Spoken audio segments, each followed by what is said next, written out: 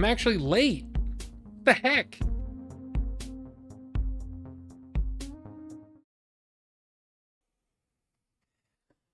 Welcome. Welcome to Order42. I'm Rob. It's Tuesday night. And you know what that means? It means it's time to stream. How's everybody doing? I hope you guys are doing okay. I'm doing okay. But I'm actually gonna put on this brace because yeah, I did something to my hand and I don't know what it is. Why is there hairs? What's going on, man? This strap kind of sucks. Be right back. Need to finish watching this RRR review. Cosmo, you do whatever you need to do. If you're watching my review, you don't have to. That review has done. It's one of those weird things, man. Like, I almost feel like, and this is gonna sound weird. By the way, hello Ricky as well. But it's almost like, you hear those stories about, the actors, the big time actors that will do the big budget sci-fi Marvel project, whatever. They'll do that so they can do like 2 or 3 of their, regular projects. You know what I mean? Like their passion projects and stuff like that. I kind of feel like the Indian movie reviews are sort of like what keeps the channel going now. And all of my other reviews just kind of, they get really low reviews or low views. I honestly don't, it doesn't matter to me though, but it is nice to know that people are enjoying my content. That's really what it's all about. I don't necessarily care about subscriber numbers or anything like that. I mean, it's amazing, but it's not what drives me. You know what I mean? Anyway. So yeah, I don't know. I did something to my hand. It hurts. And I'm also, let's see if I can do this. Yeah, you can see I'm putting together my DVD storage or Blu-ray storage, and I'm almost done with it. But yeah, that's what I'm working on. I've already got my all my records and my record player. That's all moved over here now. Which nobody could see it anyway. But that's what I've been doing today, pretty much. Diva D, yes. But how's it going? What's going on? What's new? Anybody excited about, like, I don't know. I gotta be honest with you, man. I don't care about the Oscars. It doesn't matter too much to me when a movie gets an Oscar, other than there are certain actors and actresses that have gotten more work because of winning an Oscar or being nominated for an Oscar. So that's kind of why I'm interested in it. Is really just sort of like, okay, who are we going to be seeing more of, in the future? So, welcome, Bucho. There you are.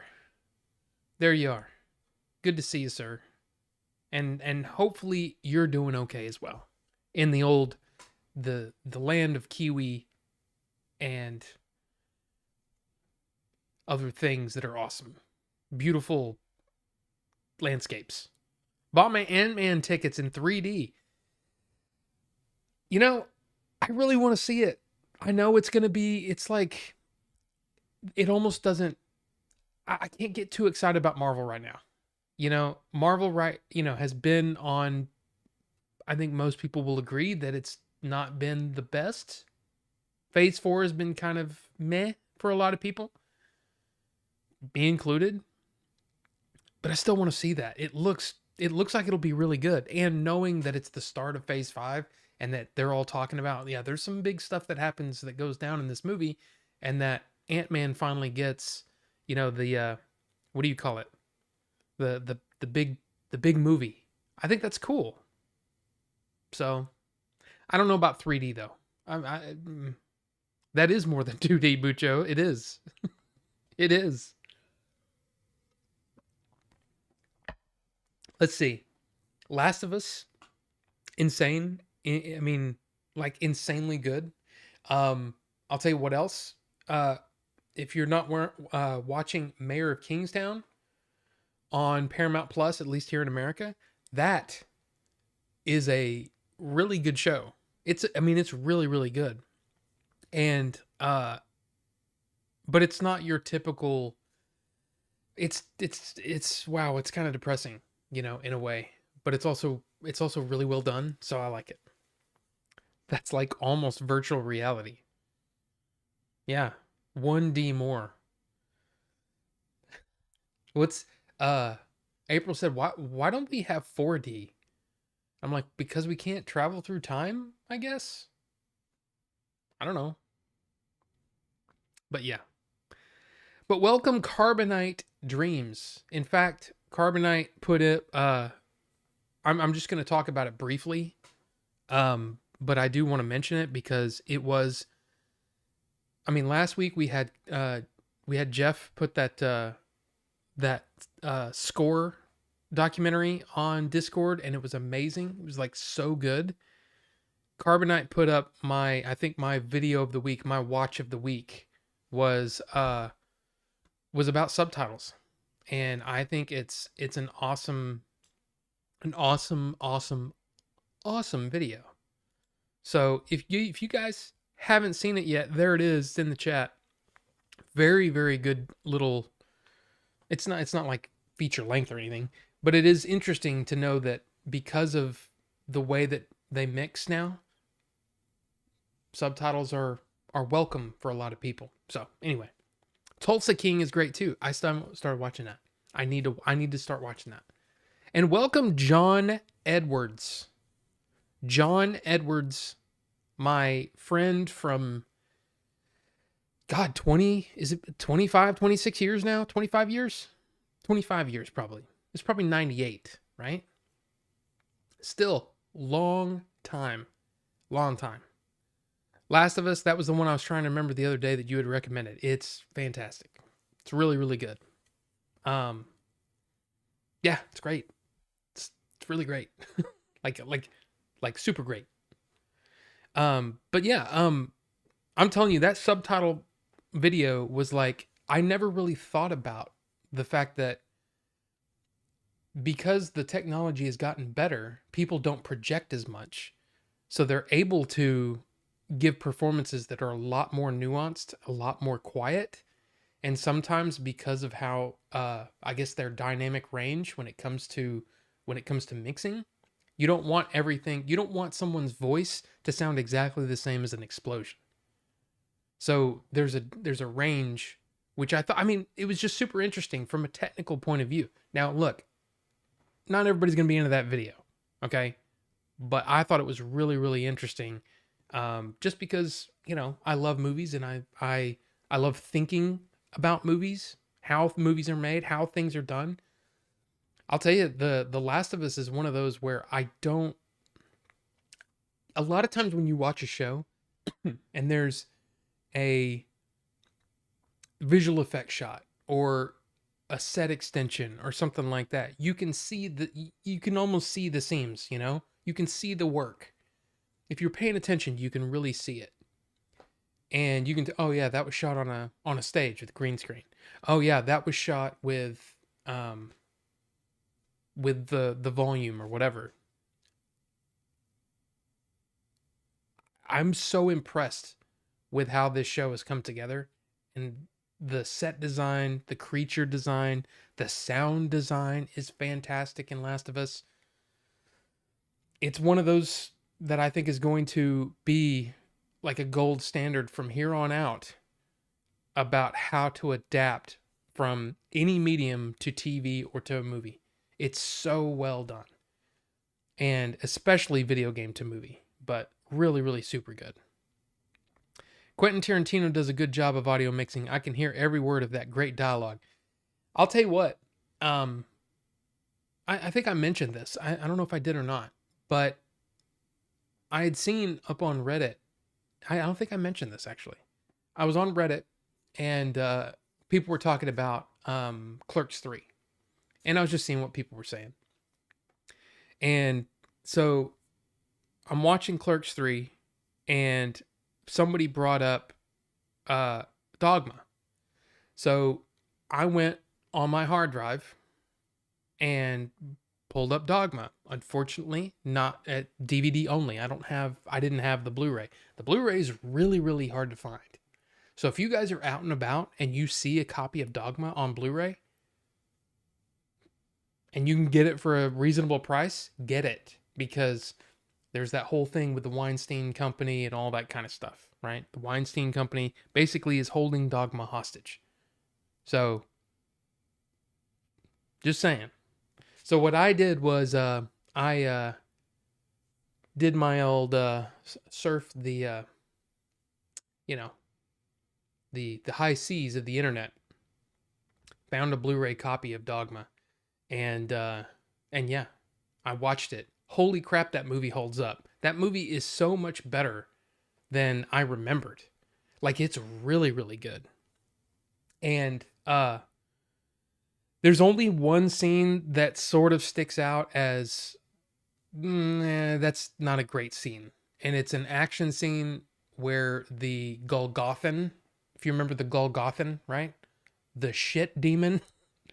But the Golgothan is fighting all the I guess the gang members or whoever in that little strip club, and you don't see any of the action. You just see the looks on people's faces as they're like, stuff like that, and it's too cartoony. And I understand that it was definitely it was probably a budgetary restraint, right? We can't shoot an action scene with with this puppet.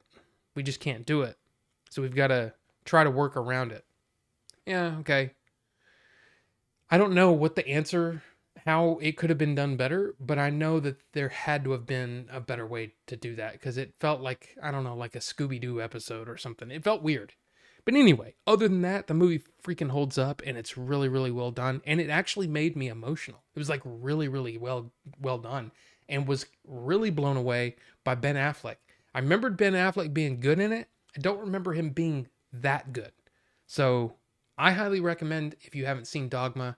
I think it's one of those movies that a lot of people, I think if you're super religious, you probably, and maybe fundamentalist, you might be turned off by the whole idea.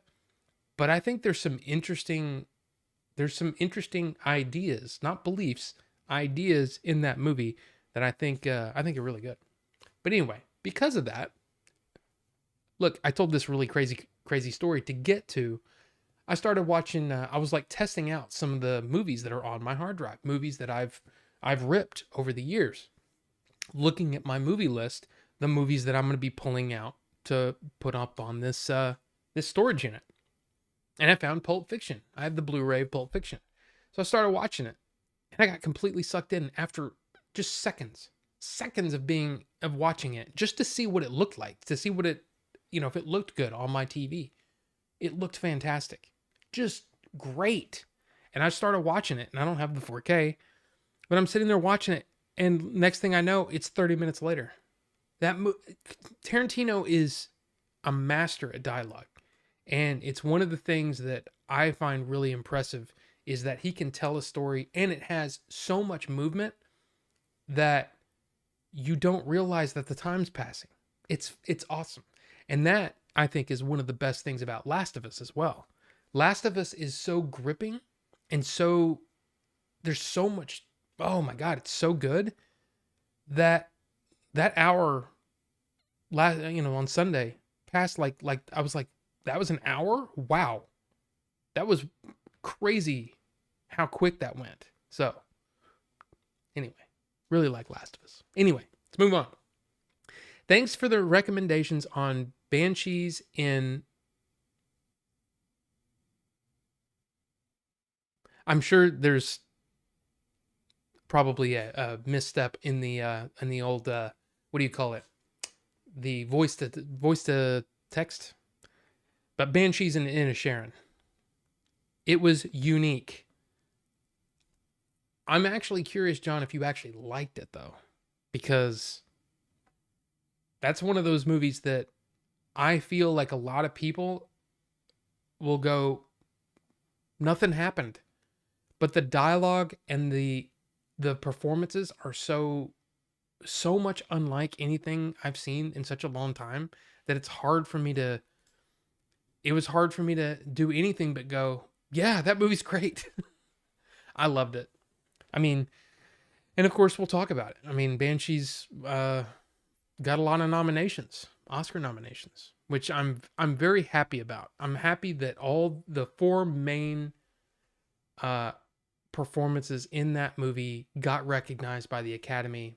We'll see if they win. There's a good chance that they don't win anything, but I think it's a great movie. And again, it's my favorite Colin Farrell performance I've ever seen. So, yeah.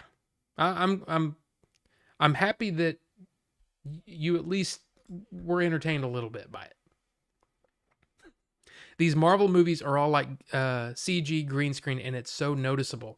Yeah, I mean, yeah, yeah. I mean, like that's the thing when I was watching the first trailer for Ant-Man when it came in on the I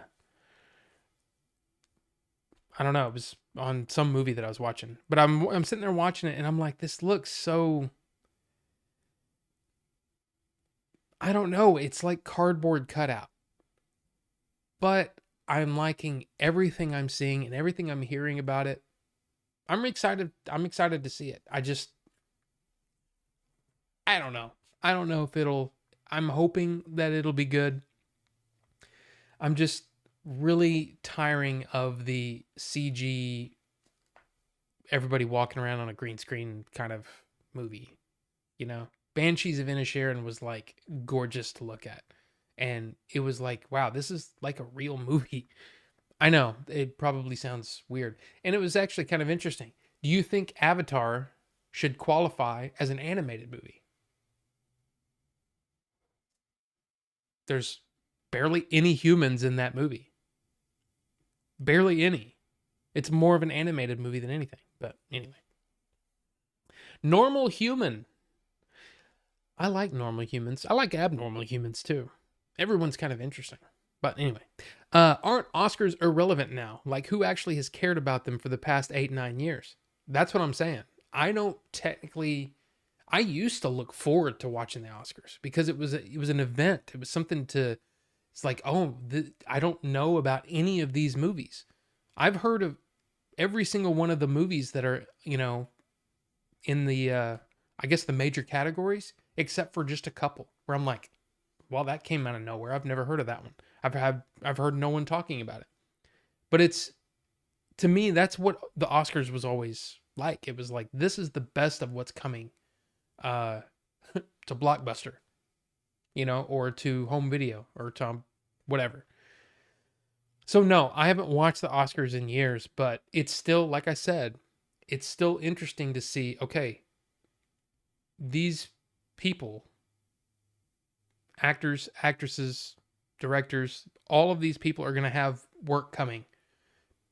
Usually when someone wins an Oscar, that means they're going to get some more work. And a lot of times let's be honest, they'll show up in a, comic book movie or a big movie or whatever. I'm interested in it simply because these are the actors that we can look forward to and all that kind of stuff. I mean, it's, I don't know. We're going to talk about it a little bit, but it's not going to be like, oh, let's do, 2 hours of Oscar. Let's see who wins. I don't care, honestly. It doesn't matter to me.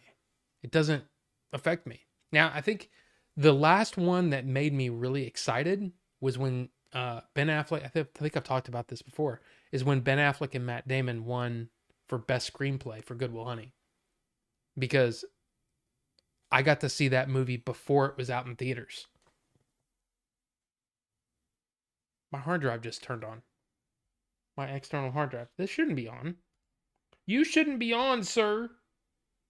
Give me a second. Let me just make sure that okay. I'm going to turn that off because that will slow my computer down and maybe destroy the internet. Like the whole internet. No. I love the Acties and Banshees. It is unlike anything I've seen before. I'm guessing. Still chewing on it to see if I like it or not. See that one, it took me about 5 minutes, and I'll tell you why. It's because I remembered laughing over and over and over. I was laughing so much in that movie that I'm like, this is a good movie. It's weird, it's crazy, but I really enjoyed it. And just the look. I mean, and unfortunately, for John, yeah, he's visually impaired, but the looks on their faces again, it just Colin Farrell just, man, his performance just killed me in a good way and a bad way. You know what I mean? And Carrie Condon was amazing. Yeah, I'm just Brendan Gleeson, which is funny. Brendan Gleeson, we'll talk about this, but Brendan Gleeson and Barry Keoghan are both up for Best Supporting Actor. And usually when you see two actors from the same movie nominated in the same category, they cancel each other out. So you can technically toss them out. It's rare. Sometimes one of them will win. But a lot of times what that means is now we'll give it to one of the other ones. It just sometimes happens that way. But anyway. Just regular talking scenes with Marvel movies look so weird, and it's so noticeable. Like, oh, hey, you can see the editing around their body. Yeah. What happened to your wrist? The only thing that I can think of is it's when I was lifting something, or it's when I was doing push-ups. Because I wouldn't say I've been really heavily working out. I lost another pound. I think I'm at 189.4, I think. But nothing to get like, oh my God, you've been working out so hard. Not really. Not yet. I've just been plugging away on that script. So, but yeah, it's just like sprained or something, and it just feels better when I don't move it. So, there you go. Like being Indian, we got 3 nominations for the first time, and I still am finding it hard to give it. Yeah. I didn't even look and see what movies were nominated. Was RRR in there? Natu. Okay, that's a good one.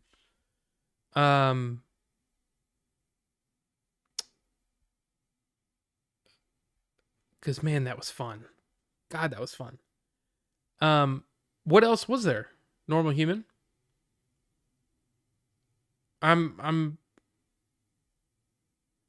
I just may not be seeing it. I think that, and by the way, I know not everybody follows me on all the stuff. That's fine. It's no big deal. But on Twitter, I retweeted James Cameron telling SS Rajamouli how much he liked RRR for like 3.5 minutes. He's basically breaking down the movie to him. And you could tell he's super, super, excited. And then at the end, basically tells him, hey, you ever want to make a movie in America? Come see me, or something like that. And I was like, that's cool, man. And you can say what you want about James Cameron, but he's got, what, three of the top 6 box office movies of all time. Highest box office. And what was I think in the last 25 years, there's only been 3 movies that have been number 1 at the box office for 6 consecutive weeks. That's 3 James Cameron movies. So, that's pretty impressive. I mean, look, I know some people might say that doesn't matter. Box office isn't, I mean, I've said it before. Box office isn't a measure of quality, but it is a measure that a lot of people seem to like those movies, including me. I think James Cameron is one of my favorite directors to, man, I can't wait to see what he does next. Unfortunately, we know what he's doing next. That's the only thing that that kind of gets me about James Cameron is knowing that because he's making blue people movies, which I enjoy, we're not getting anything else. We're not getting anything new. Um, Idea wise, I guess, or story wise. But hey,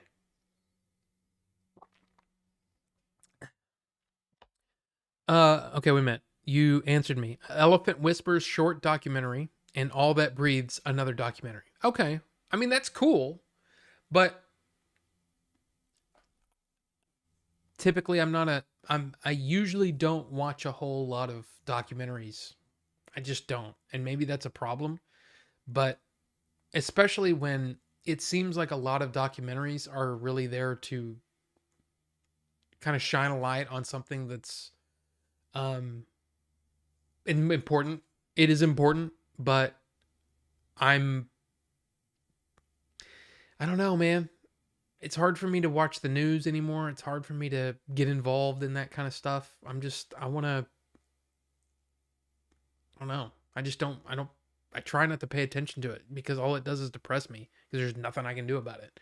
And I know that's probably not the best.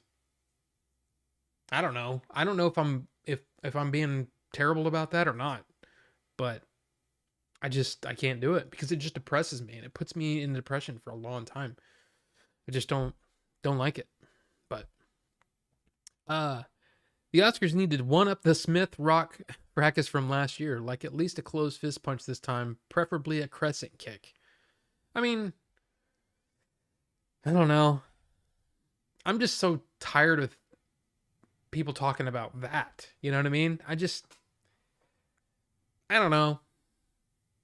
Probably they're probably going to try to figure out something. It's probably going to come up a lot, but Goodwill Hunting is greater than Titanic for me. As far as a movie that affected me, I would say yes. But I mean, I'm one of those people that I look at what James Cameron has done and I think it's really impressive. I've always been impressed with James Cameron. He's really never that I can think of never let me down. So, uh I see what I meant. Destroy all the internet everywhere. Yeah. Got to watch out. Last time I watched the Oscars, Billy Crystal was hosting it and Jack Palance did one arm push-ups. Yeah, I remember that. When he won Best Supporting Actor for City Slickers, 1989, 90. That's a long time ago. A friend turned me onto an audio production of the Sandman series that is performed and recorded excellently. I highly recommend. Yes, it's on Audible, and they've been doing like really, really amazing stuff over there. I haven't listened to a single one because I don't have an Audible subscription. That's the correct word. I don't have an Audible subscription, so I haven't. For some reason, I was thinking audio descript, Audible. Anyway, it doesn't matter. Who cares? Nobody cares why your brain works the way it does, Rob. That's just what happened. Subscription. I don't have a subscription, but yes, I have heard that that's very, very good. But yeah, if you're into Sandman, radio drama, kind of, right? Most movies are greater than Titanic. Right. Holy shit, you're way lighter than me. Ricky? What? Oh yeah, cuz I lost, yeah. So I was at 195.2 which is like I said, the heaviest that I'd been since all of my surgeries. Like before my surgeries, right? So this is when I was still working out really, really hard. So I'd never been in the 190s or since my surgeries.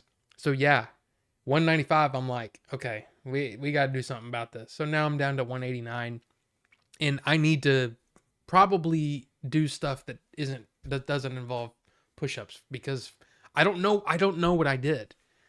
I know that we were last weekend we were I helped my sister-in-law move some stuff, but it didn't start hurting until like Wednesday or Thursday when I did push-ups. And I'm like, what is going on? So I don't know what happened. Do push-ups on your knuckles better for your wrist, plus will 10 times your testosterone? All right. I mean, look, Rob has Michael Jackson's brace from the Bad music video. This is no. As South Park said, James Cameron set the bar. I mean, the guy is just. I'm sorry. I know there's some people that they don't like the Avatar movies. They don't whatever. The last good movie he did was True Lies or something like that. And I'm like, dude, this guy's been making amazing movies for 40 years, over 40 years. And yeah, I love him. Roger Mooley has 3 of the top 6 Indian blockbusters too. They got a connection. Oh yeah. Yeah. And it was cool to see Roger Mooley like there was a mutual respect there. And of course, Roger Mooley was like, oh my God, he loves my movie. And that's what any creator wants, period. And for somebody like him, probably looking up to James Cameron, and for James Cameron to be saying those things to him, it was just really, really cool to see that interaction. And it's like, like I said, it's like 3.5 minutes long of James Cameron just gushing about RRR. And it was cool to see. I really enjoyed that. James Cameron made my favorite and the greatest movie of all time, Terminator 2 Judgment Day. I'm here. Ninjinzu, welcome, sir. Good to see you. And Zucky's here too. Welcome, y'all. Good to see you guys. The Day After Tomorrow is greater than Titanic, but I'm biased. That movie's... Is that the one with Jake Gyllenhaal with Everything Gets Cold? That is it, right? That's what the tagline should have said. Everything Gets Cold. Coming to theaters. Summer 2008. Whenever again. I don't know when it came out. But I watched a portion of that, and then I don't think I either didn't finish it or completely checked out because I don't remember it. I remember parts of it. All That Breathes is a very different kind of documentary, apparently. Haven't seen it yet. He wanted his documentary to be not preachy. He hates preachy or doomsday documentaries. Let's see if he has set a new way. Yeah, and that's the thing. Some documentaries are just good, period. And some documentaries can be about something, just a normal thing. Like, or something really, like, to me, one of my favorite documentaries of all time is, it's sitting over there somewhere, When We Were Kings, which was about the, it follows Muhammad Ali and, well, it doesn't follow. But anyway, it's fantastic. It's so good. Like, completely watchable from beginning to end. I just loved it. But some documentaries are just, they just make you feel bad. And I feel bad enough some days. Don't need it. Don't need your help. Which is part of the reason why I don't like the kind of TV shows my wife watches. If I watch a 2-hour dramatic movie or 2 or 3 hour dramatic movie, that's one thing. But then when you're watching it every week and it's like, oh, I'm looking forward to seeing how tormented these people are going to be. It's just weird. Of course, you could say the same thing about The Last of Us, and this is really bothering me. I need to.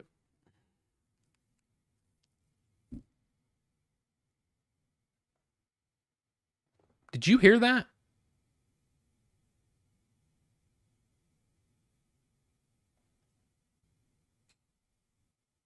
It sounded like a big boom, like a transformer explosion or something.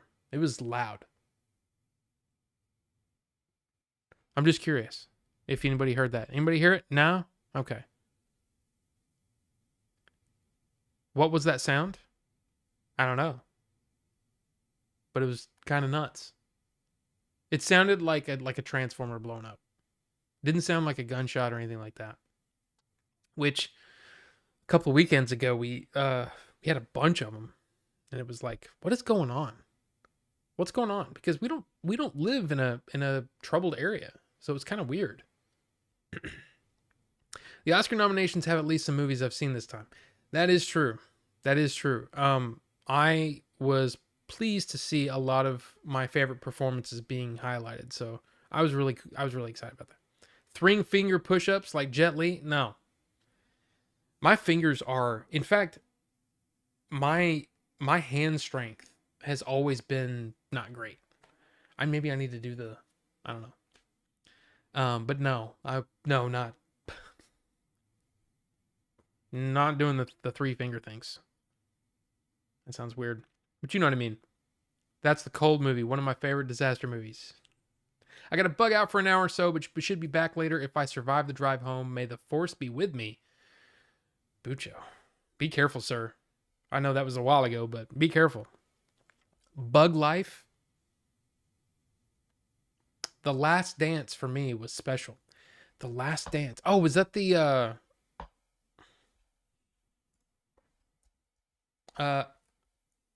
okay, I don't know what I just did. It's hard to type with this thing. Yes. This thing.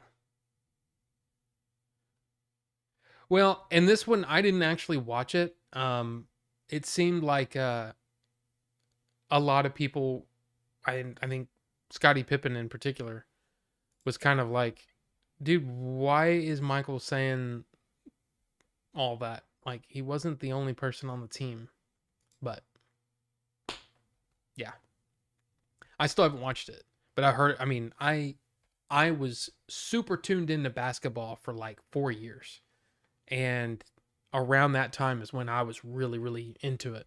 Watching Michael Jordan and just being like, just completely blown away by what he was doing. And now I haven't cared about basketball since. Just saying.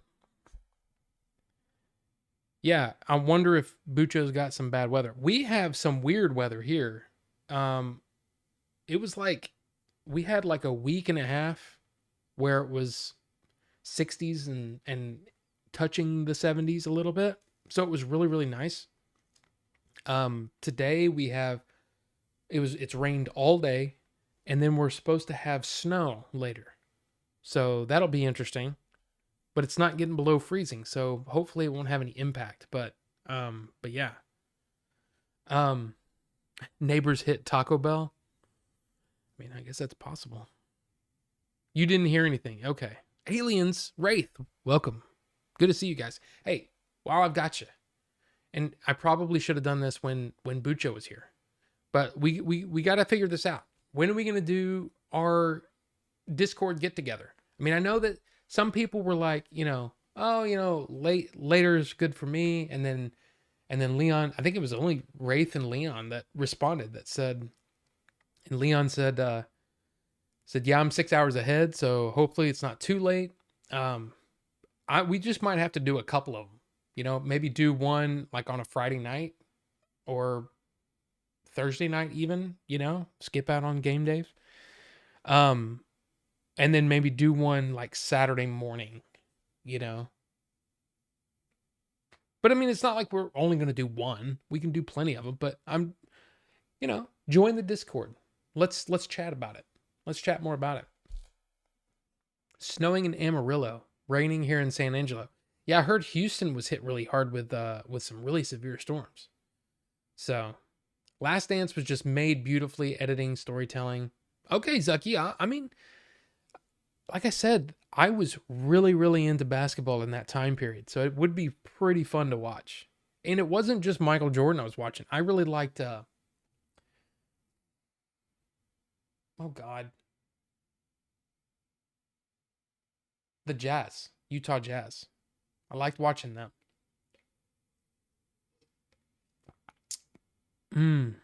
Any night is fine with me. Sisters love The Last Dance. I hated it, but to each their own. Let's do a couple and see which one people are comfortable with the most. Sounds good to me. I get off at 6 this Thursday, and I'm off Friday. Okay. Why don't we try doing one this Friday night then?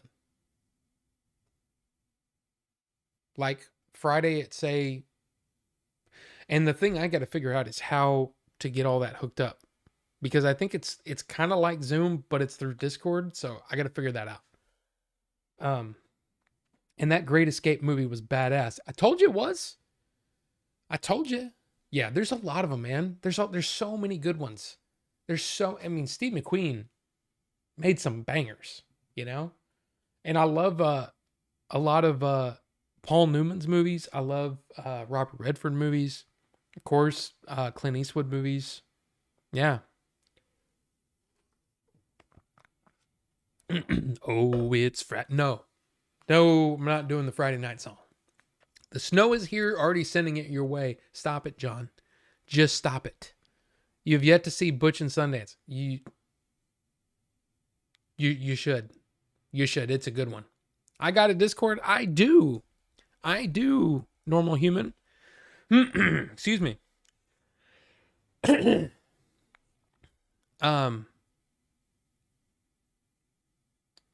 I probably should change some of the messages. I did that when I was new. It's not really new anymore. It's been around for a while. But yeah, well, I mean, you're welcome to join and hang out, talk movies or whatever. I mean, there's a whole bunch of different channels in there. And yeah, we have a good time. And speaking of Discord, anybody heard from Caleb? Has anyone heard from Caleb? I haven't seen him in here in a while. It's kind of weird, right? Might have to reach out to him, find out what's going on. Not lately. Yeah. You talking about the movie or the multi-part documentary?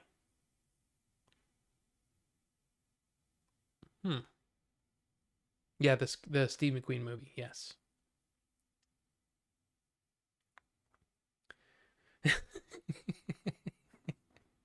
Favorite Robert Redford movies, Jeremy Johnson.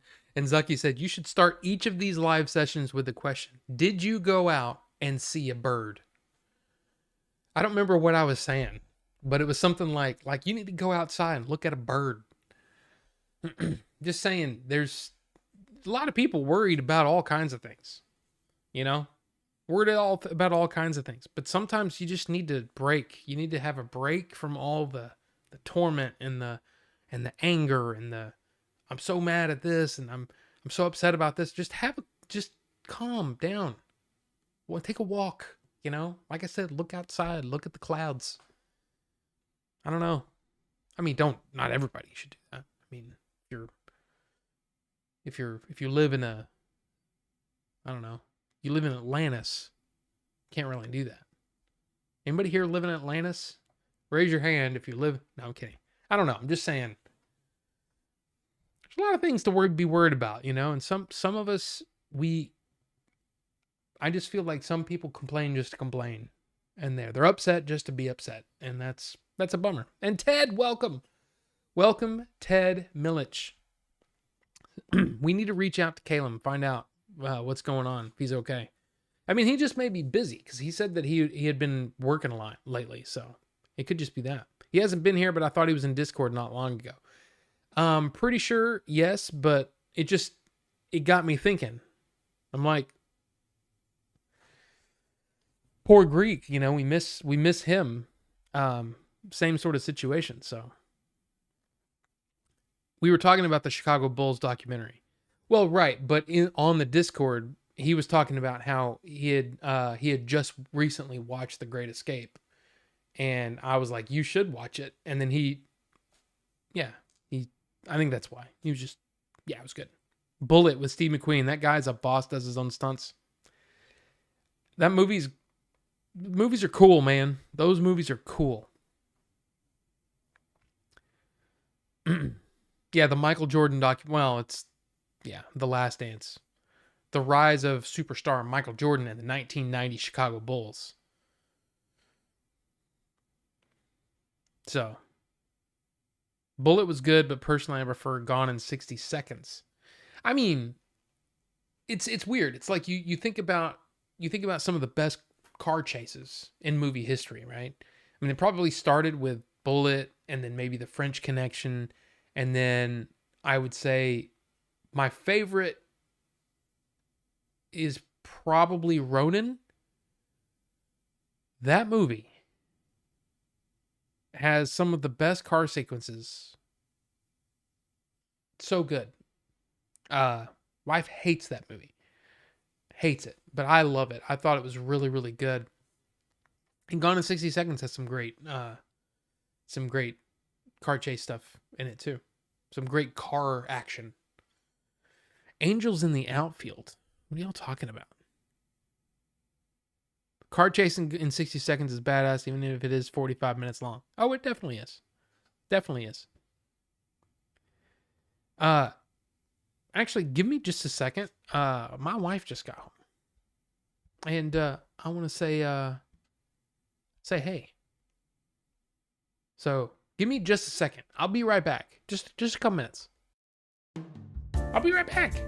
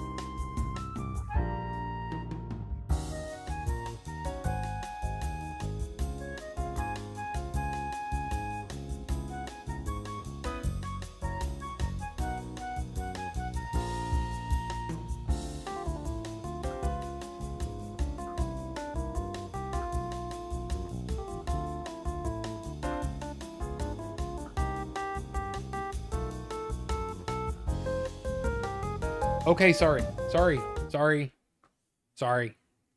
That took a long time, and there's planes flying over. Sorry about that. Yeah.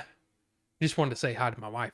She instead of coming home after work, she went out to dinner and just wanted to make sure everything was cool and stuff and things. So anyway,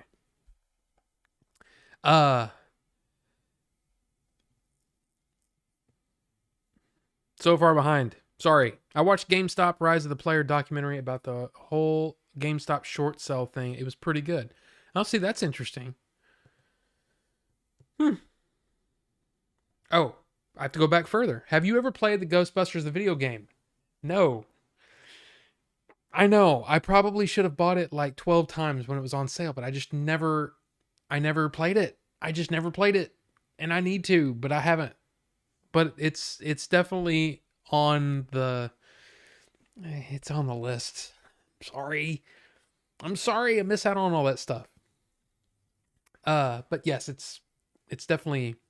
Oh, and I also while I was pouring myself a little tasty treat. Pepsi Zero sugar cherry whatever. It's pretty good.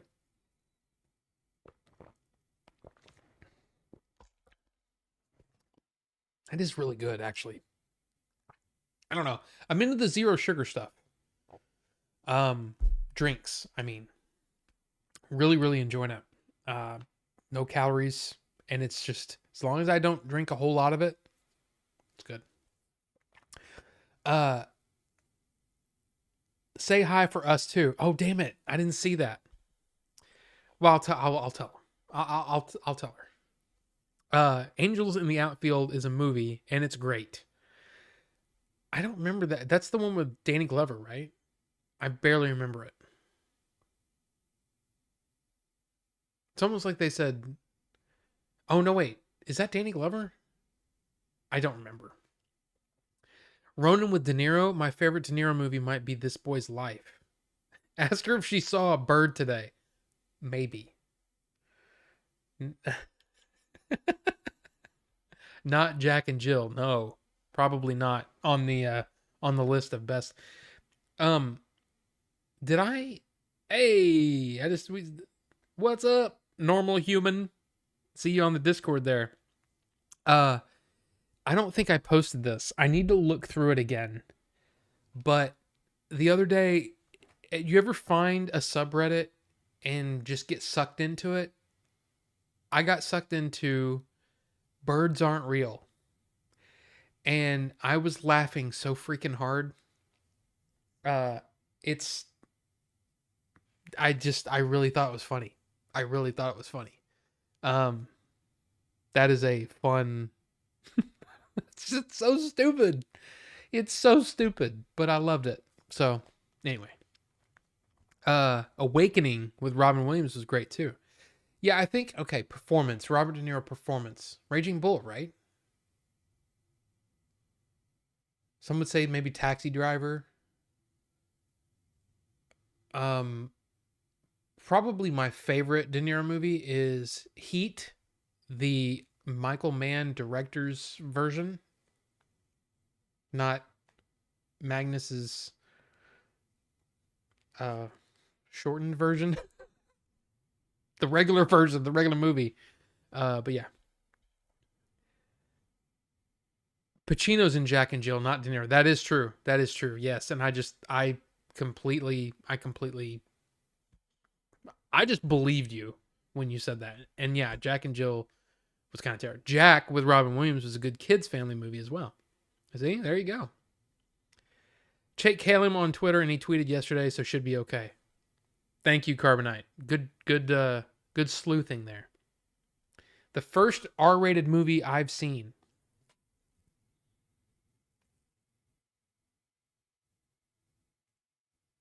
I think I know the first R-rated movie that I was allowed to watch the whole thing was Rambo First Blood Part 2. That's the first one. There's only one F word in it. And then there's a lot of violence. But then the first R-rated movie that I saw in the theater was Predator. In the theater. I'm 11 years old. I'm watching the Predator movie, and it was awesome. I was the only one of my friends that had seen it, and they were all like, dude, what was it? And I was like, man, you have no idea. This guy's freaking Chesma. It's awesome, dude. Love that movie. This sucks balls. With my voiceover technology, I cannot read anything any of you have said, so I'm going to go ahead and bounce. Have a good night, guys, and have fun. John, thank you. Thank you for being here. I'm sorry that you're having problems with the voiceover stuff, but I always, you know me. I always appreciate you coming in here. I always appreciate you just calling and having a chat. It's fun. But have a good night, John. Hopefully we'll get to see you soon. Finally got to try Culver's. It was pretty good. First time trying fried cheese curd burgers. Okay, wait. I think that's two things. First time trying fried cheese curds. Burgers were good too. Yeah. A&W, the A&W place has the cheese curds, and they're awesome. I don't think I tried that at Culver's. but I really want to go back to Culver's and get one of their main burgers.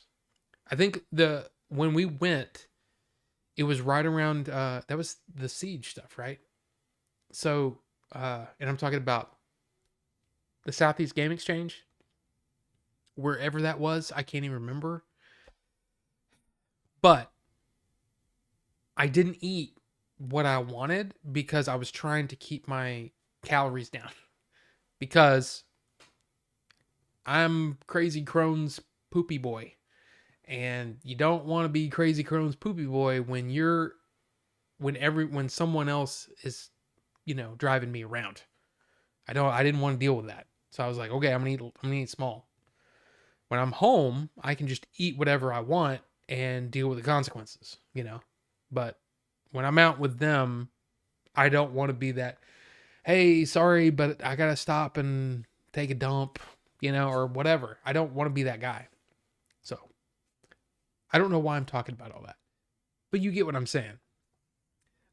Be careful with the diet drinks. They harm your liver more than regular soda. Yeah, yeah, but yeah, I probably should just stop drinking them. But the thing is I'd been on the search for Pepsi Zero Sugar Cherry, and for whatever it was one of those things. It was like I gotta find it. I want to try it. I used to love Pepsi Max. And I stopped drinking all soft drinks altogether. But yeah, yeah. Don't worry. It's not going to be a regular thing. I heard they're putting a game on Netflix. It's called 12 Minutes. It's actually a good thriller movie of sorts. 12 Minutes. What is this thing? Oh my gosh. Oh, the mobile game. Oh. Interesting. Heath the Magnus Butcher cut. Yeah, I mean, look, here's the thing. That's the best thing about fan edits is you can do whatever you want. And you're not beholden to anybody's standards. If you don't like all the talky, you can totally just cut it all out and make your own cut. But saying that it's better than everybody else's, better than the director's, that's where it gets kind of weird. And some people will say, hey, I don't watch the regular Hobbit movies, but I'm going to watch M4's version.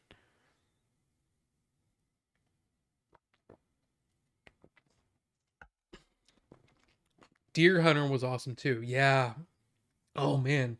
I've only seen that once, but it's on our list of the best movies of all time. So we're going to have to watch it again. April's going to have to watch it.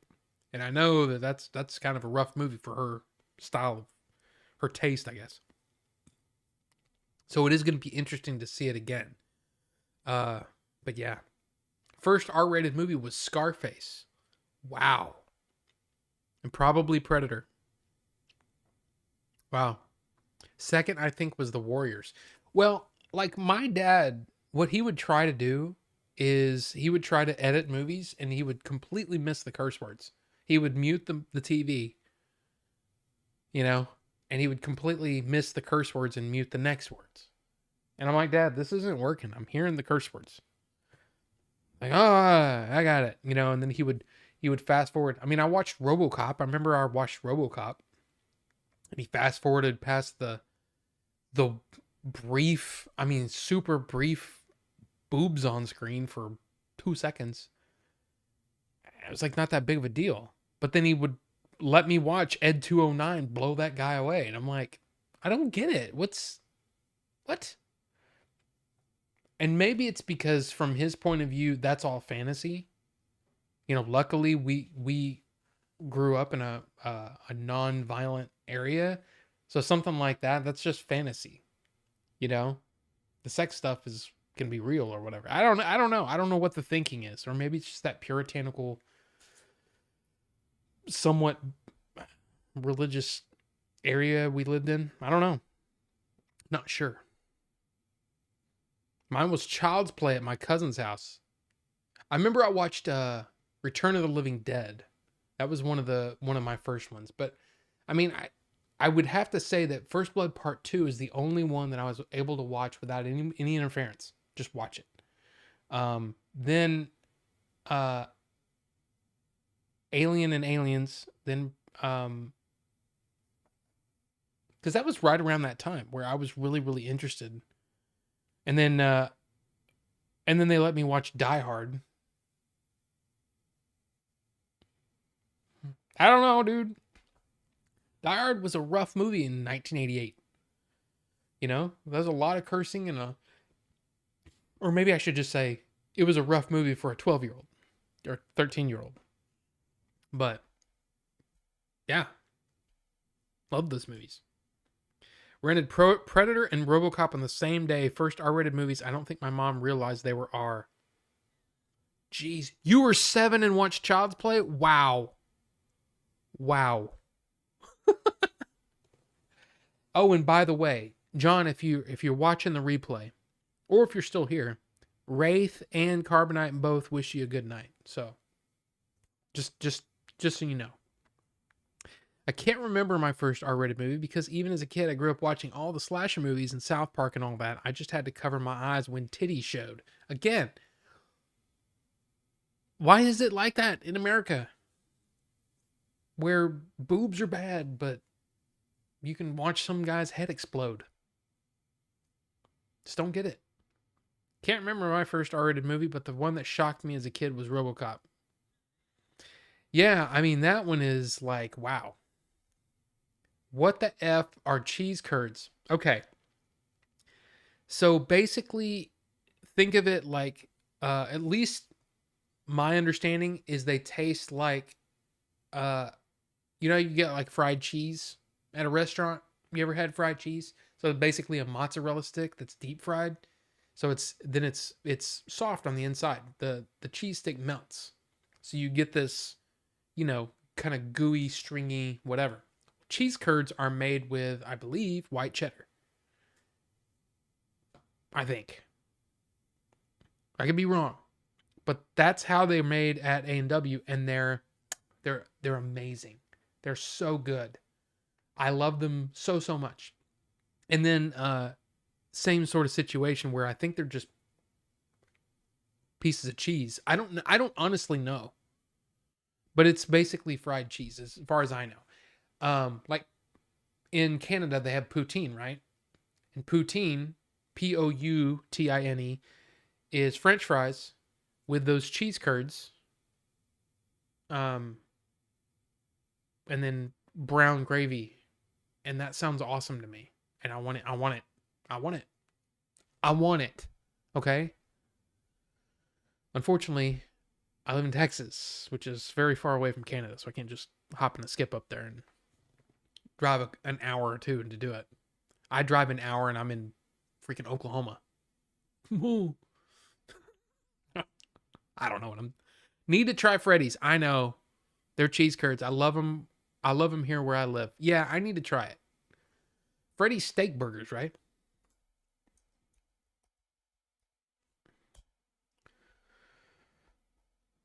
Frozen hot chocolate. Okay.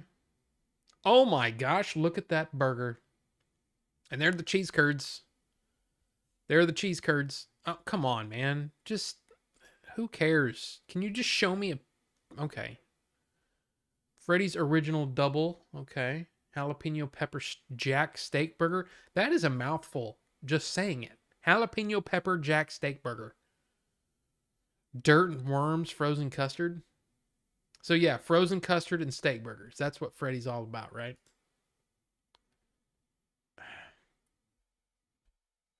Can't I just see the menu without you?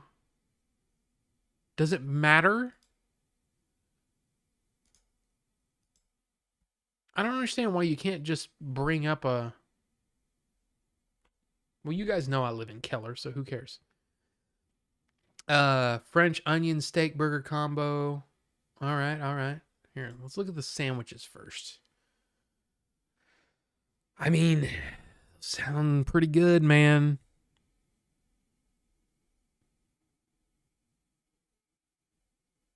Triple steak burger? Jeez. Okay. Okay. Savory sides. Oh, is that where there are the curds right there. Premium white cheddar cheese curds, lightly covered with butter crumbs and fried to a gooey golden perfection. Okay, sorry. I need to just get off of that right now. I am on the healthy train. I'm gonna have to save up some calories to go to Freddy's. By the way, very very interesting. Watching Beard Meets Food, right? The guy that eats these crazy food challenges. He's like 155 pounds, and he's like 5'9". But I mean, he works out a lot. But what he does is he'll eat these 8,000, 9,000 calorie meals, and then he'll eat 500 calorie days. He'll only eat once, 500 calories in a couple of days. So basically, I always had it in my head that you have to stay within a certain amount of calories per day. But the way that he does is he says, in order for me to stay at my current weight, I have to eat this many calories a week. So as long as he doesn't take in more than that a week, then he's okay. I never thought of it that way. I just think that's interesting. So basically, I could go to Freddy's. I would just need to eat very, very low calorie days for a couple of days, maybe, so I can get what I wanted. Anyway. Oh, and I'm very, very behind. Sorry. Fresh Prince is one of the funniest. The Fresh Prince is one of the funniest fan edits ever. What is that? I'm not sure what that is. Yeah, Freddy's has my favorite fries, thin and crispy. My first R was Child's Play, but by accident. I like the TV version of swear words. Tony Montana would say F-U-M-F-er, but the TV version he would say forget you, my friend. Oh yeah. What was the snakes on a plane, right? What's with these monkey fighting snakes on this Monday to Friday plane? That doesn't even make sense. And then Yippee-ki-yay, Mr. Falcon. What is that? My brother forced me to watch Jaws when I was 5 or 6. I live by the sea. Leon, welcome, sir. Welcome. Yeah, that's pretty. Well, Jaws is only PG, which is crazy to think about. That's a PG-13. PG-13 probably is what it would have been rated if it came out in 1985 instead of 1975. Wow. The word curd is the problem? I don't know. All I did was I tried them and I was like, okay, I'm in love. And I don't even like fried mozzarella sticks. I don't typically like them.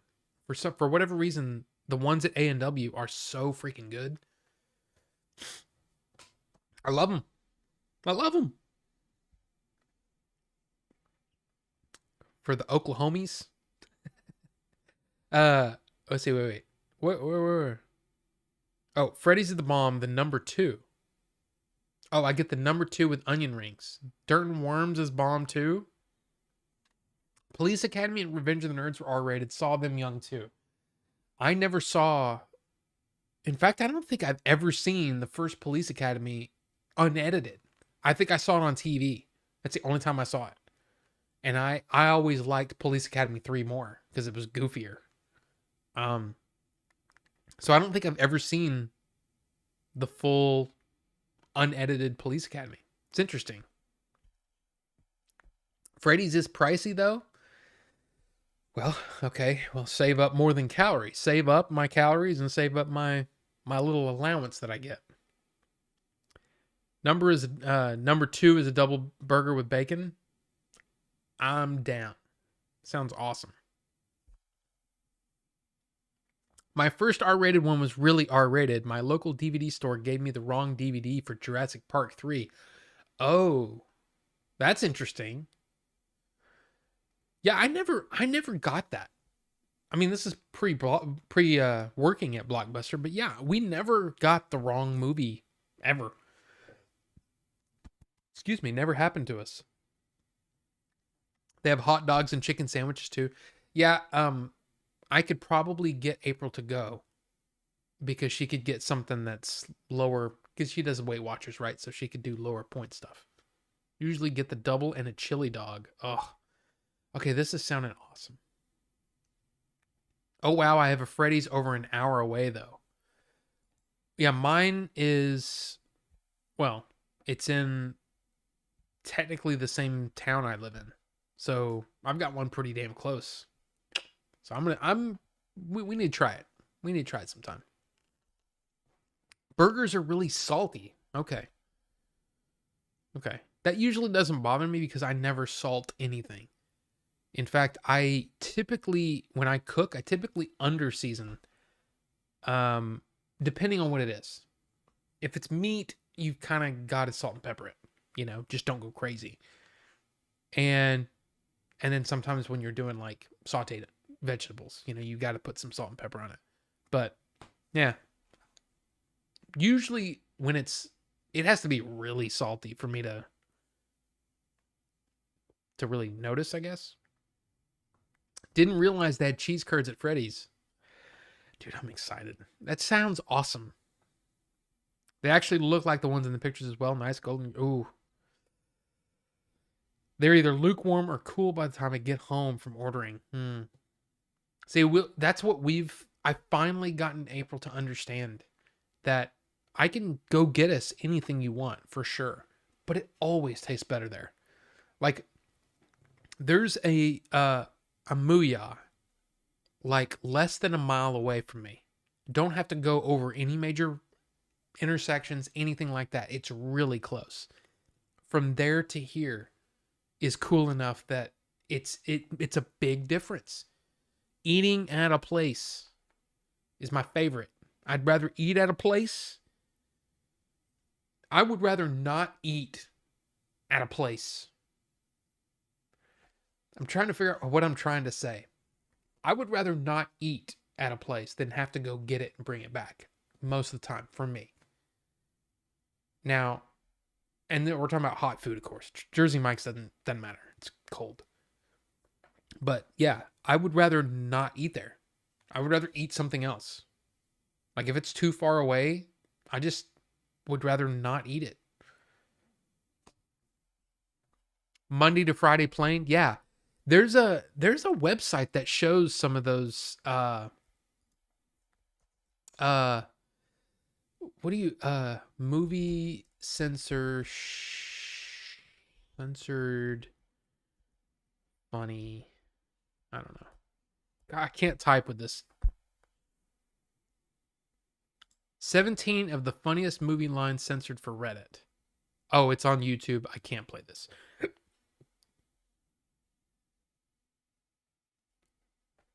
But here's the video if you want to watch it.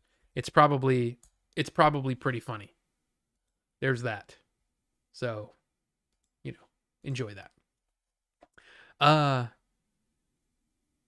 Yeah. It's so bad. Rufus, I didn't see you come in. Good to see you, sir. I just spent $116 on Super Mario RPG in English, sober. Feel good about it. I don't know if that's good or not. But if you're happy, I'm happy. How's that? Time to watch Police Academy uncensored this weekend. Well, that's the thing, right? I mean, and this is the thing that I've started to realize is that if something's not immediately available to me,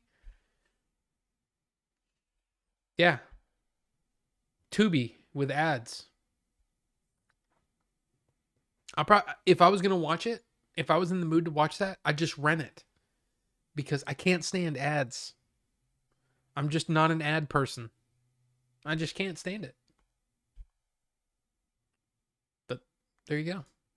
Some people it doesn't bother them, but yeah, I just can't. I told you I watched. I was like, I want to watch the Friday the 13th movies because I want to see if I want to buy that box set. And the first one wasn't available on streaming. So I went to, I think it was Tubi, had it, started watching it, and every 10 minutes it was doing commercials. I'm like, nope, I'm renting this movie. I can't take it. Can't take it.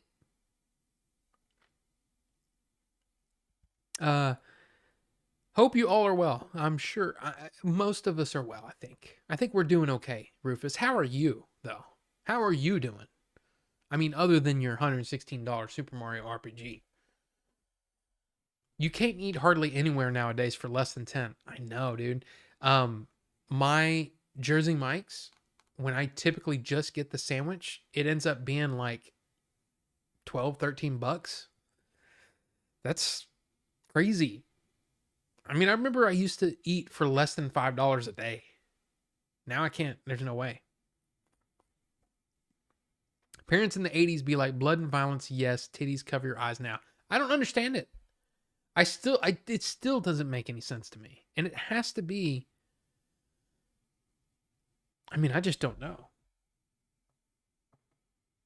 What does that say?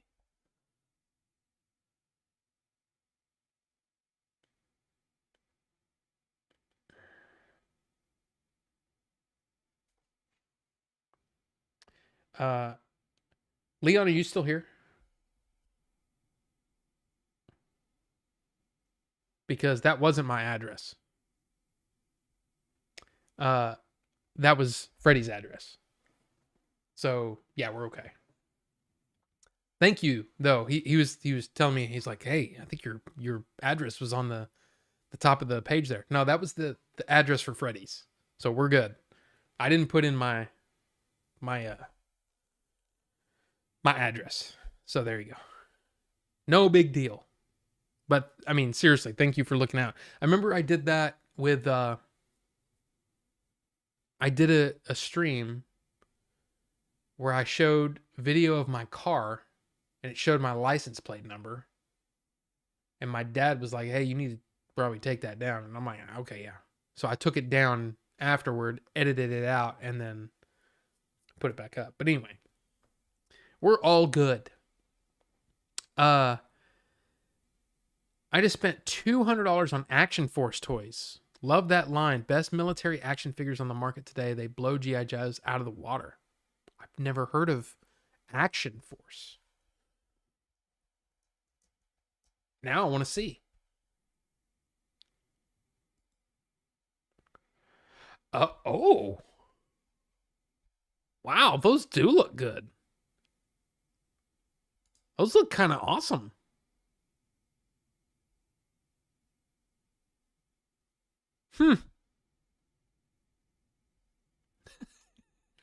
Shartimus Prime? That's the name of that guy?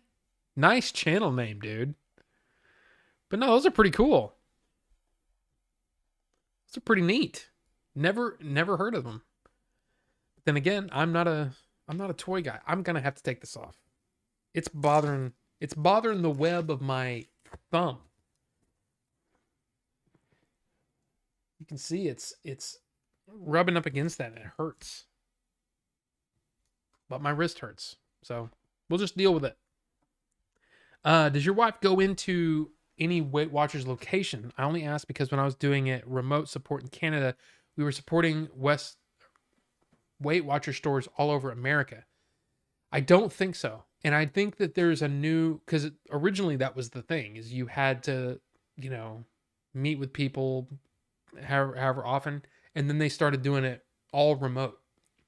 And when I was doing it in 2013, 2014, I didn't have to do that either. So yeah, no, at least not that I know of. I think she would tell me. You think I'm maybe a little dehydrated, or did I have it too tight? Anyway.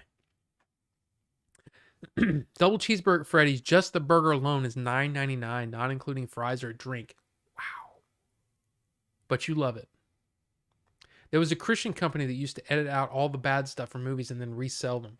Yeah, and one of my friends at the fruit company, he did that. He did Game of Thrones that way. So his wife would watch it with him. And that was one of those things where I'm like, I mean, I get it, but I'm too, especially when I learned just the difference between pan and scan and widescreen is when I went, no, I want to see what the director wanted me to see. I'm judging it based on that, not on some butchered version. You know what I mean? In small town India, there was no legal movies, only ripped movies. You were at the mercy of the one guy in town who had good internet. Crazy how far India progressed in the past 15 years. That's awesome. From zero internet to having the infinite 200 megabyte per second data for $15 a month and legal ways to get movies. That is really cool and something that I never really thought about. Um, I guess we've just been extremely lucky that we've always in DFW, Dallas Fort Worth area, Metroplex, metropolitan area, whatever you want to call it. In Dallas Fort Worth, this is where I was born. I was born in Dallas. I've always had like some of the best available technology.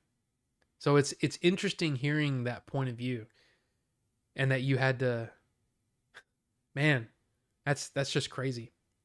So it might actually be interesting when I start pulling out all my old Blu-rays and DVDs, and I don't know. I'm hoping that I'm the one thing I'm hoping is that the shorts don't piss people off. But it's also like I want to share. I think you learn a lot about a person by seeing what movies they've bought, and you learn a lot about what their taste is.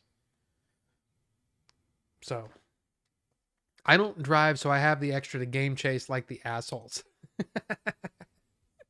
Exactly, Rufus. You do the. Oh my god. Okay, what the heck happened?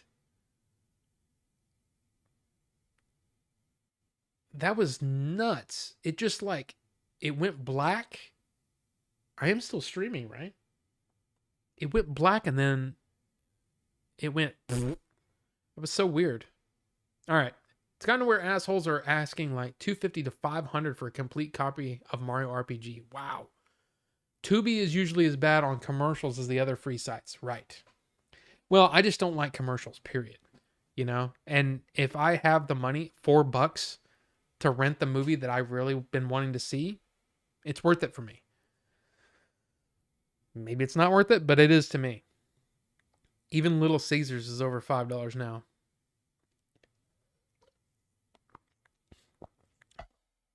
Love those documentaries they did on all the Friday the 13th and Nightmare on Elm Street movies. They were on Netflix. Yeah, see, I never had I remember watching Nightmare on Elm Street probably when I was 15, 14 or 15. And that movie's still scary. It's got some scary parts. It's got some goofy parts, but for the most part that movie's just scary. But other than that, I didn't have any connection to any of the other movies or the Friday the 13th movies. Horror movies in general, I didn't like, you know? I've got some pulsatile tinnitus scaring me, but I've stopped drinking, ordered a rice cooker and some other stuff to make sushi and start eating better, ordered a smartwatch for my heart, but I'm good. Rufus, that is great to hear. Tinnitus. Wow. Um, is that a is that hereditary? Or is that from like, maybe ear damage or, hearing damage or anything like that? I don't know enough about tinnitus. I know that my dad has it, but that's because he worked construction for so many years. So I don't think it's something that's hereditary for at least for me. Um my ad blocker works on Tubi. Interesting. See, the problem is I watch all of my stuff. I never watch anything really on my computer. I'm always watching it on my TV. So if there's something that, like, for example, any of the fan edits that I get that are in MKV format, I have to convert them to MP4 so I can watch them on my Apple TV because that's what I want. So yeah, I don't think an ad blocker would work through the Apple TV device. I know it's crazy, Ricky. I want the game, but not at that price. Wow, that's that is a lot of money. Uh,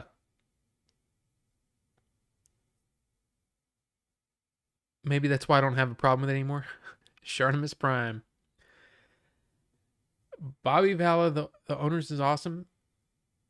He's all over YouTube and really deals with the fans. Oh, is that the Shartimus Prime guy? You can get a Lowe's copy here for between 70 to 100 just for the cart.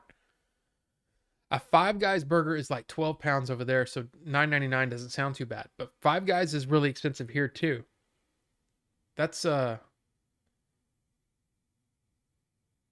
pounds. That's British pounds. Yeah. It's so hard to convince your friends that widescreen is better, right? But once they saw it, they're like, okay.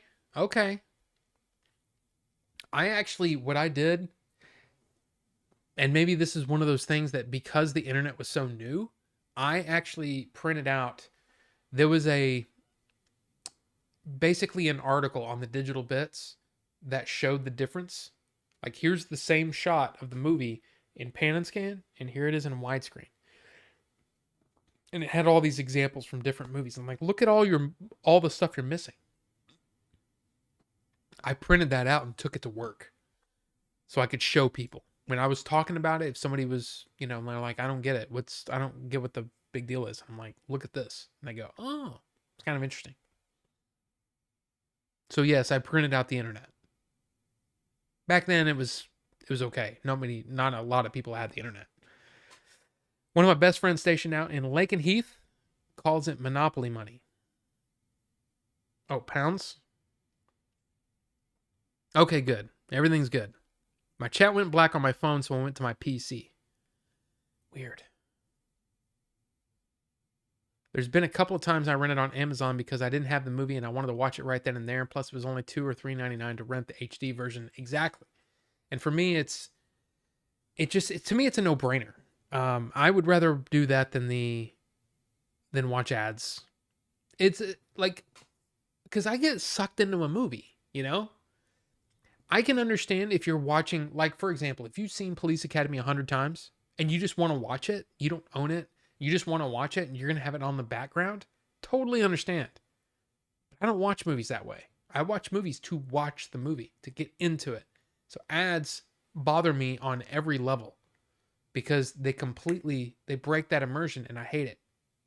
So, yeah. Yeah, 1090 says ringing in the ears. It's the thumping kind, not the ringing. Oh, it's a stroke concern. Interesting. So your diet can affect your this version of tinnitus? Interesting. My dad worked at refinery his whole life. He's deaf as a doornail, even with his hearing aids. Wow. Yeah, see, my dad was lucky to not have extreme damage, but it's still where he has to be, like, if he's not wearing his hearing aids, he has to be looking at you and read your lips as you're talking. But I have to physically lower my heart rate to make the thumping stop. Wow. Well, I'm sorry to hear that, Rufus, and I hope that you can get to a place where it's lessened, at least, right? I mean, that's the thing. And thank you, Nightbot. Appreciate that. I mean, even though I've moved my records over there, Nightbot is still right there. I'm pointing at the corner, basically, is what I'm pointing. But yes. Sorry. Version broken. Printernet. Yeah, exactly, right?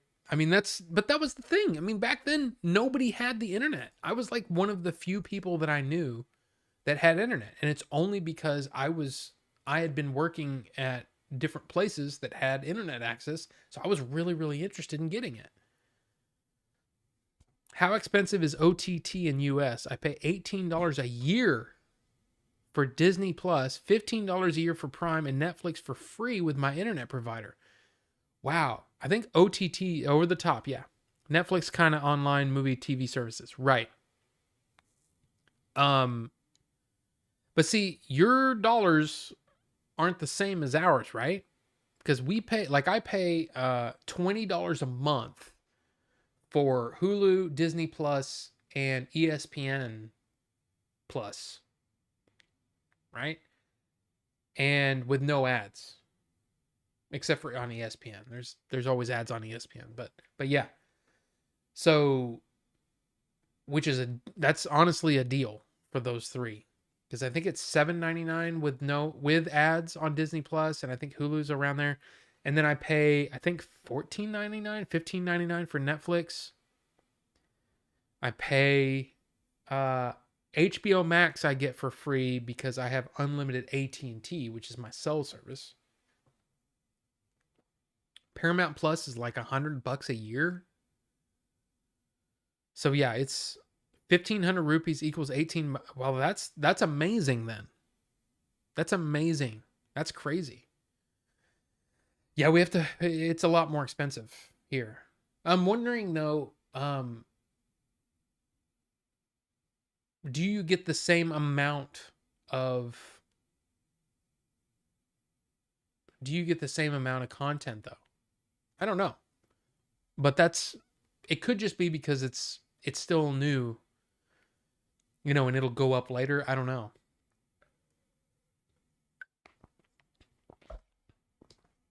I rented the AVGN movie once, then I pirated it. I gotta be honest with you, man. That one, I'm glad that I didn't pay to watch it. Because I'm not an AVGN fan, right? I'm just a guy. And to watch that movie, I was like, this movie is wow.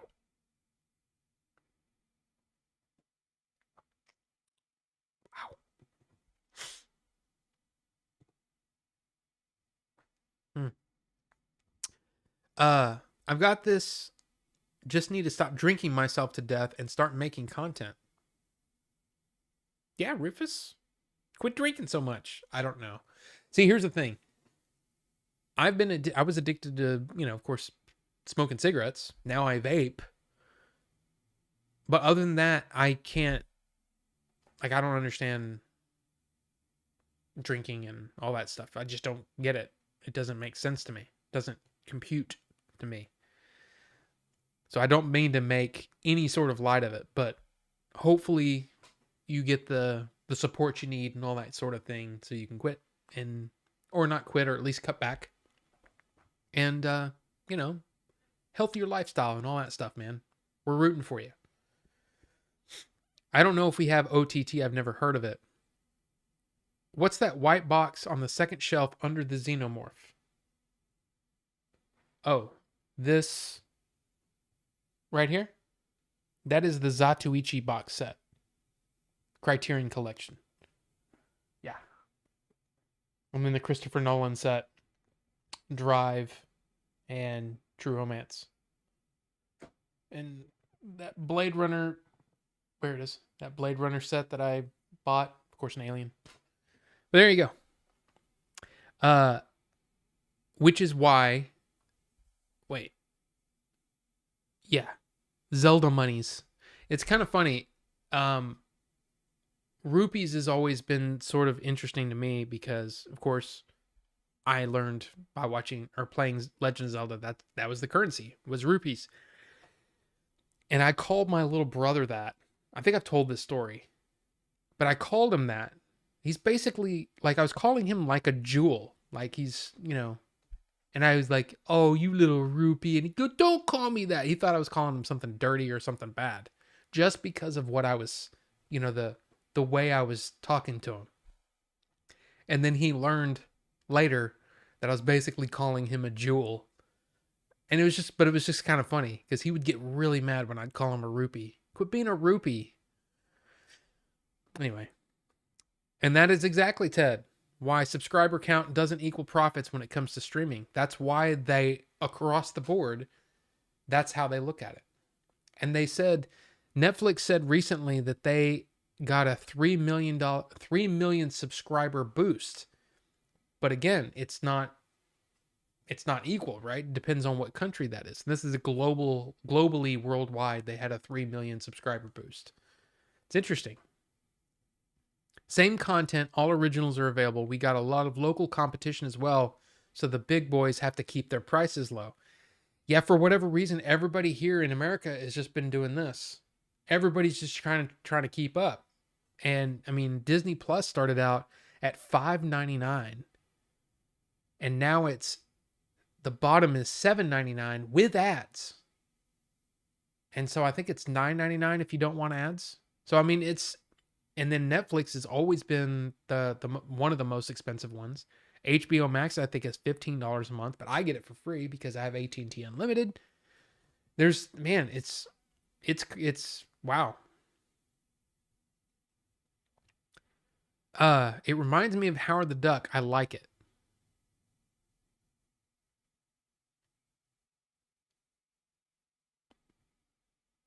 I'm not sure what that is. I'm not sure what you're referencing there, Rufus. But then again, I'm an idiot and I keep losing. I keep losing chat. So, or not losing it, but it keeps updating. I rented the movie and started downloading it when I was watching it. Yeah. Oh. I mean, I bought the AVGN movie Blu-ray, so glad the GC movie was way better. Yeah, I mean, look, and I don't mean to. I'm not trying to badmouth the AVGN movie. I'm just trying to say it wasn't for me. And I almost rented it, and then Billy said, "No, I've got the Blu-ray. Here, go home, watch it." And I watched it, and was like, "Yeesh." But then actually ended up watching it again on Amazon Prime because it was on Amazon Prime for a while. I don't know if it's still on there, but it is now, or it was. I'm all over the place. But no, I try not to. Anytime I talk about it, I try not to talk bad about it. It's just not for me. And I appreciated the movie a lot more after I watched the special features. Because then I could see the passion behind it. You know, all I was seeing watching the movie was a bunch of guys, and it felt like this movie is like psychotic because it just keeps jumping around and there's no connection. Seeing the special features, I was able to make connections and was able to appreciate the movie more. If that makes sense. I'm using stupid views pods because I don't want to walk in the snow and get juice. Well, the only problem with views pods is the high nicotine content, right? 50 milligram, I think.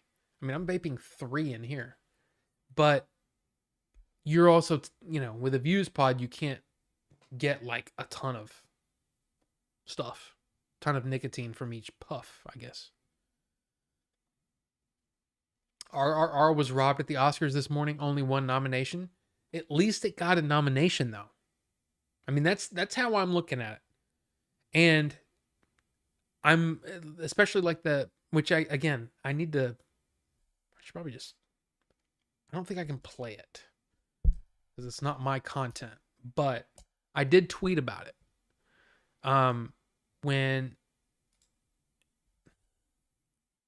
How do I see? Oh my god. How do I freaking... How do I see my tweets? Just my tweets. Messages? No? No? Profile. Jeez, man. I thought I tweeted about it, didn't I? Oh, they removed the tweet. The tweet is from a suspended account.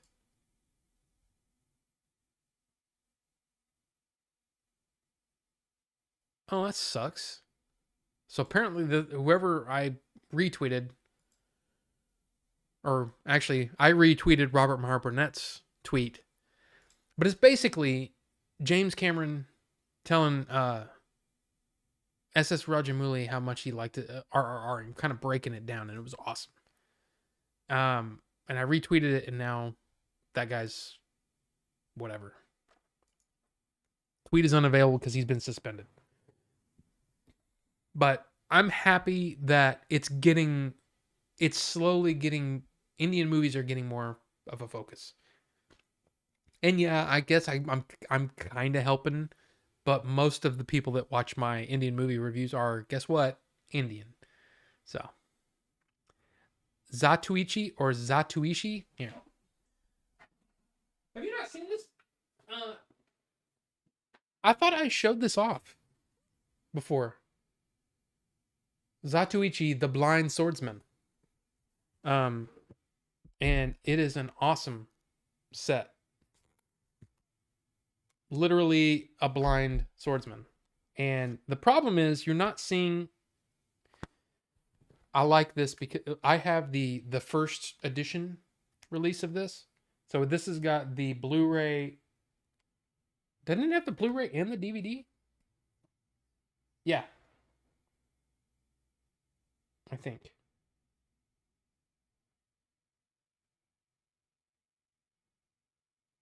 I can't remember, but I think I have the yeah. So it's got the Blu-ray and the DVDs. So this has 4, 5, and 6. So 4, 5 are on one disc, 6 is on the other Blu-ray, and then there's the DVD, I think. Or maybe I've got that wrong. Maybe that's the Blu-ray. This is the Blu-ray, and then the DVDs are inside. Anyway, the new editions are Blu-ray only. But yeah, it's oh. Crap, that one came unglued. You see that? The disc came out? Not the best system here. I'm gonna have to like figure out how to re-glue that maybe. But anyway, it's a cool set. And it's oh my god, what's his name?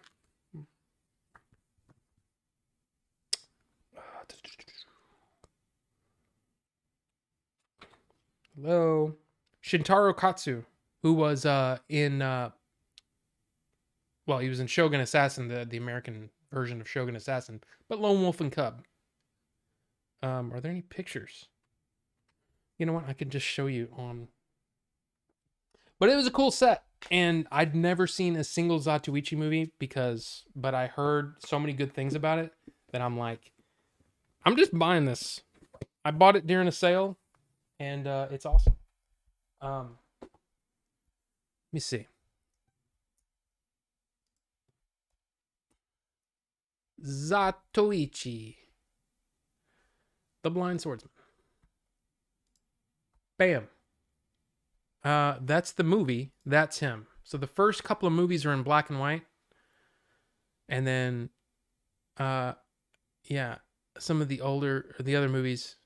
But what's kind of cool is that they're almost episodic, and he meets up with Yojimbo and Sanjiro, or Yojimbo, I guess. So there's I think 1 or 2 of them that have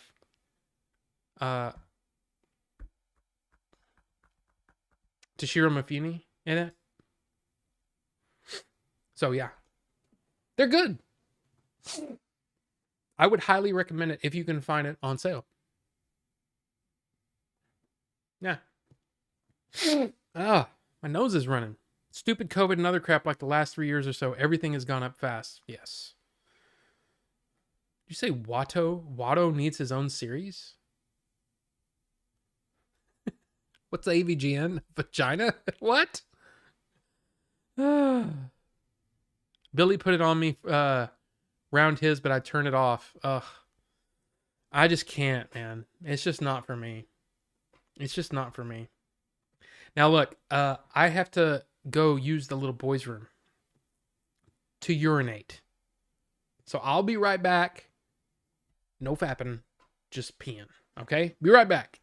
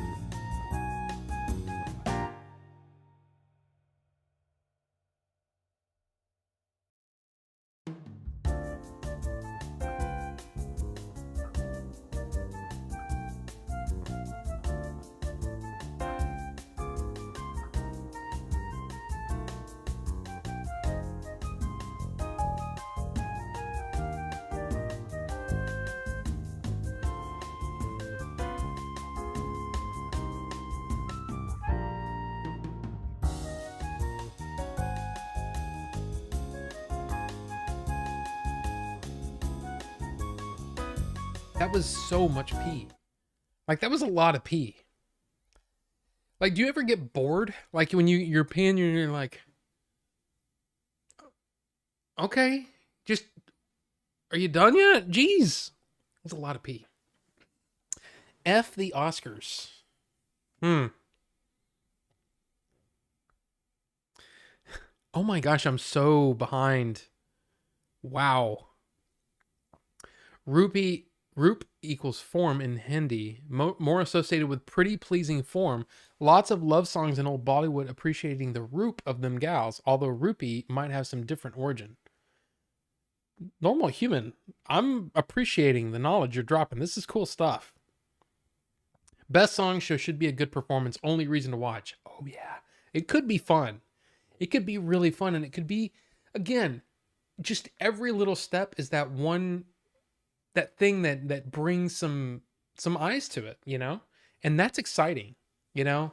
I, and if I mean, look, RRR has gotten a lot of publicity this year, but the good thing is there's plenty of other movies that I was exposed to just because of that. I've seriously got like 400 movies on my watch list from India. Um, I mean, it's been good. It's been good, and I'm super excited to see what's next. What's the next big Indian movie, so I can go see it in the theater. You know, I want to. That's what I want. Uh, if you showed that off before, I missed it. Okay, yeah, it might have been back at the Twitch days. I don't know. Phil, welcome. Hello all. So the weekend just gone, I watched Babylon. It's long and not great in parts. It got one Oscar nard one Oscar nod in a technical category. I do want to see it though. I do want to see it. And yeah, it is definitely expensive. But again, when the Criterions, go on sale, they you can get that for around $100. And for 21 movies, 20 movies, it's a steal. It really is. And you'll it just, man, watch some clips of it on YouTube. Zatoichi, Zatoichi. Watch it, and either you're gonna go, "Oh my god, this is totally for me," or you're gonna go, "What's the big deal?" I just love those movies, and they're almost like, you have to think of them more almost like TV episodes than movies, because they're almost like TV episodes. Some of them are really short, like 75 minutes or something like that, 81 minutes. So the Zatoichi bundle is 159 right now. Yes. Yeah, I think one of the movies is Zatoichi meets Yojimbo or something like that. Oh no, not little boys. What? Oh. It just reminds me of Goonies. You know, when he goes, "This is the little girl's room, this is the little boy's room," and then his brother goes in. Bran, where are you going? He said, "This is the men's room." And it just, I don't know, it just stuck with me. Nothing bad. This music reminds me of Cooking with Graham Kerr. Christian, welcome. I'm not sure. Oh, the Be Right Back Bossa Nova? Yes. What if once in a while you played a switched on song game track or two as your Be Right Back music instead? Well, that would mean that I would have to remember to do that. Because here's the deal. I have it set up to where it's automatically playing when I hit the Be Right Back button. It just plays it. And then my thank you for watching and my stream coming soon are one track. And then, you know what I mean? So I don't think about that. So I apologize. But thank you. But sorry. But thank you. You know what I mean? Has anyone seen this? I want to get it to compare to my Steam Deck. Okay, why did it do that? Okay, I have to remember not to ever click a link in chat, because it always ruins things. GPD Win 4 is so nice. Or, wait, how about this? Oh, it's Friday night. Yeah, no. Yeah. No. No, the top 5 Friday, that's all Billy, man. He's taking a league of their own pee. It was a long pee. It was crazy pee. Crazy pee. Okay, now I'm almost caught up. No, it's just like you just like, dude, what is going on? But I did drink a whole thing of tea. Then I went and got some Diet Coke. Now I've got water. And Oscar Nard. Yes. You Brendan Fraser wins that Oscar.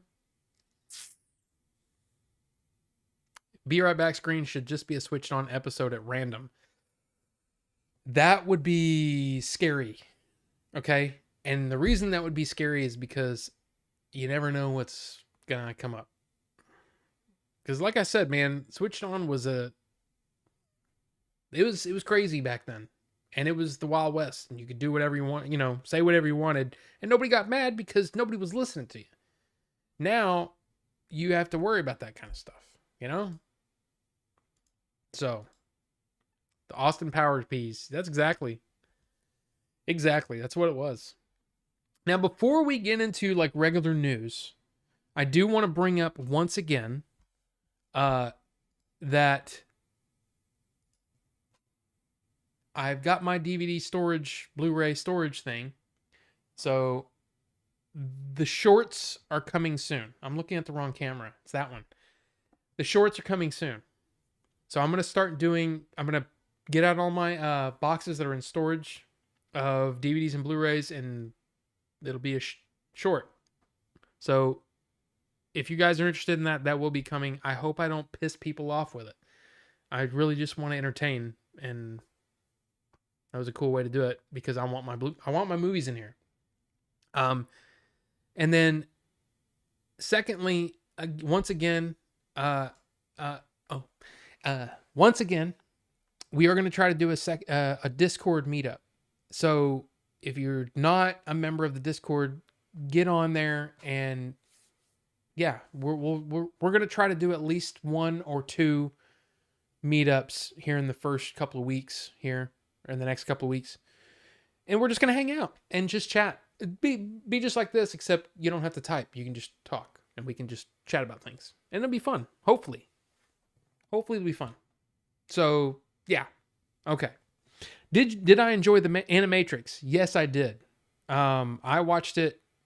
I bought it like immediately when it came out, and I really enjoyed it. So yeah.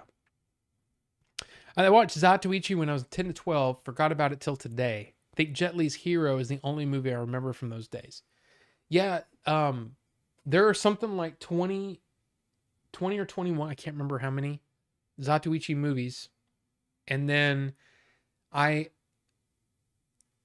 kind of sort of pirated, not really, because they're available on YouTube, but there's the Zatoichi series that went on for 4 seasons.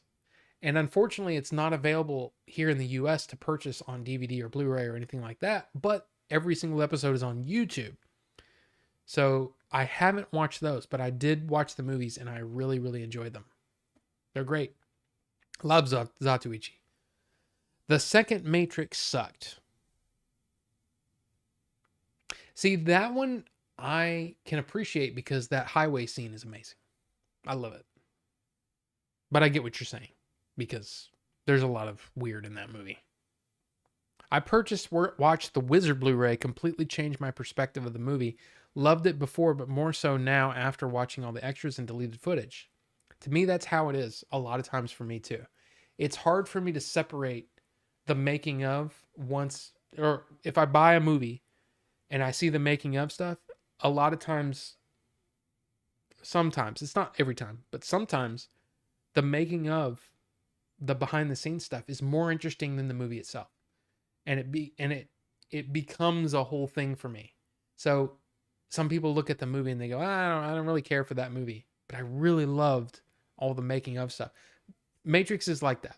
That Matrix trilogy, I get it. There's a lot of people that say it's like this, it's way up here, and then it goes down, and then it goes down again.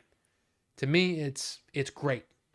It's watchable all the way across because I loved all the commentaries. I loved all the making of stuff. I loved watching all of that stuff and just sucking it all in, you know? And I love that stuff. Citizen Kane is another movie that I was like, okay. And then it came out and it was like some special Blu-ray. It was still Blu-ray. There's a 4K Criterion now. But it was a special Blu-ray thing that was coming out. And I'm like, I'm going to go ahead and buy it because I want to watch it again and I want to delve into it. And I watched Roger Ebert's commentary. And suddenly the movie clicked for me and it just made sense. And then all the behind the scenes stuff on Citizen Kane and the making of it and how much trouble he was in and all this stuff. I loved all of it. And now Citizen Kane is a good movie on its own. But knowing all of that other stuff, it makes it even better. Blade Runner for me is the same way. So, Christian, I completely agree with you. That was a long story. But I completely agree with you. That sometimes that stuff can make it all better. It makes the movie better. It made AVGN better. I didn't like the AVGN movie the first time I watched it. And then after seeing all the struggles that he was going through making it, it made me appreciate it more. Still wouldn't say that I would like it because it's not really for me, but I can at least appreciate it. So, explanation of the Matrix blew my mind. Second is better than the fourth. Yeah, the fourth isn't really that good, even though I appreciate that one too on its own level. It made me smile, that movie. There's things that I know a lot of people don't like, but I like the meta-ness of it. The Wizard with Fred Savage, the old Nintendo movie. Yes. And Andrew Tate believes he's in the Matrix, the massive cretin. Yeah, well. That's a thing. That wasn't a movie, that was just a really long Super Mario Brothers 3 commercial. Yeah, Ted with Power Glove, load of old crap. Highway scene is amazing on Matrix Reloaded, and the alley scene against all the Smiths. Yeah, see that part, as soon as it goes digital, I lose touch with it because I can tell it looks very digital and it's 2003 digital. So it really sticks out now. But yeah, I get what you're saying. It's still pretty cool. I love Citizen Kane. The lore is what makes it. Yeah, it really just, my appreciation of the movie was on one level and then it just went up like 3 levels. You know what I mean? And it became like when someone says that Citizen Kane is the best movie of all time, I don't agree with them, but I can see their point. You know what I mean? Like I can at least see how you get there. 8-Bit Christmas had a pretty funny Power Glove scene. I barely remember that movie.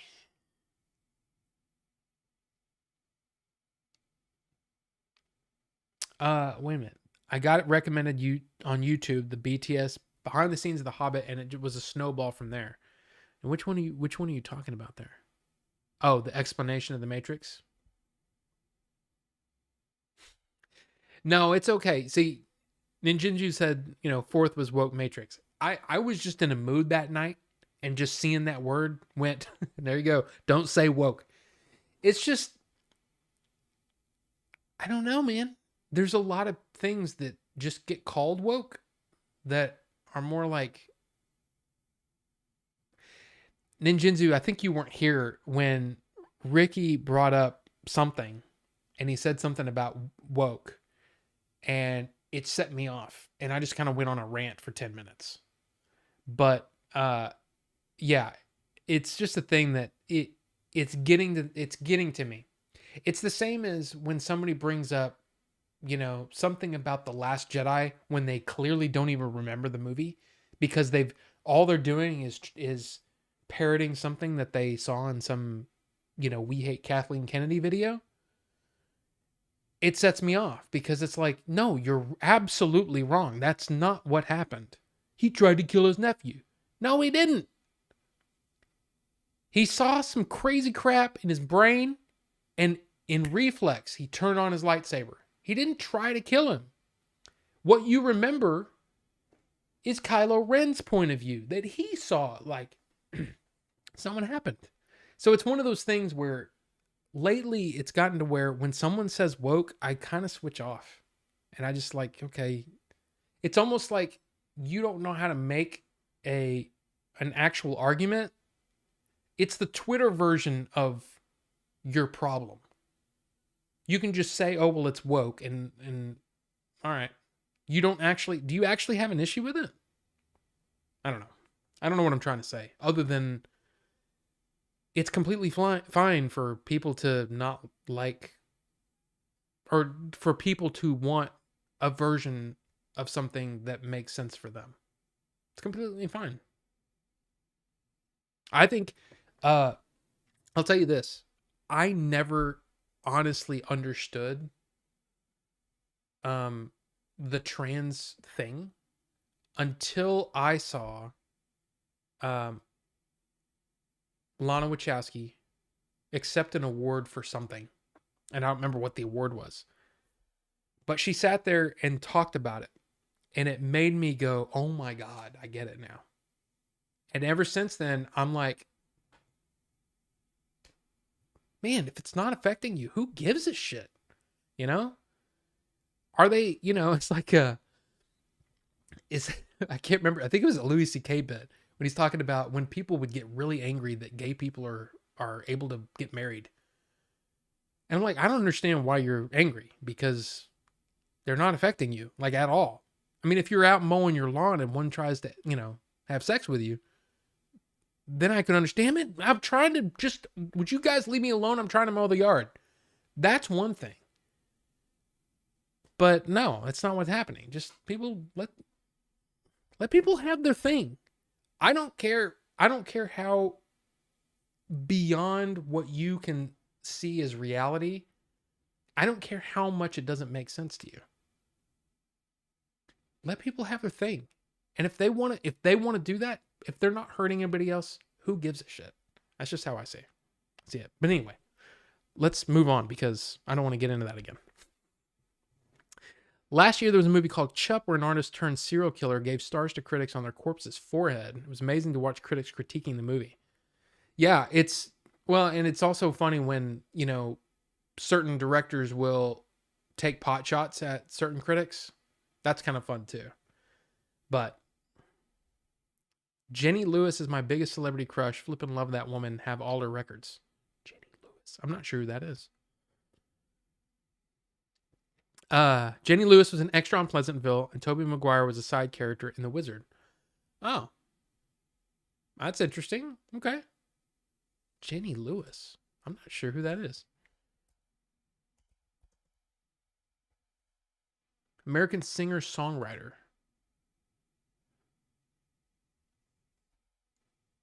I don't know if I'm aware of her at all. I'll tell you, it's probably ain't gonna happen, but Elise Trow. True? I can't remember how to say her last name, but she's coming to somewhere in DFW. I think in April. She's touring, and I really want to go see her perform. And I don't think my wife is interested in me going to see her perform. That's a thing. Something about me, everyone, I am a jokester. Yeah, it's no big deal. And I was trying not to get back into it. I was trying to explain the thing, but anyway. I made a joke about it, The Last of Us, which is really great, and called it The Woke of Us. Yeah, and I just went nuts. And it's just because I didn't even see who said it. I saw it, and it set me off. But didn't mind Matrix 4. They're making fun of itself. Yeah, I kind of liked it too, but I also understand when somebody says, this is not what we wanted or expected. I totally get that too. That Matrix Unreal demo is amazing. You know how many times I've just sat there in the PS5 and just listened to the music playing at the beginning? The way that builds, the layering of chords is, and especially in 5.1, sounds amazing. Great.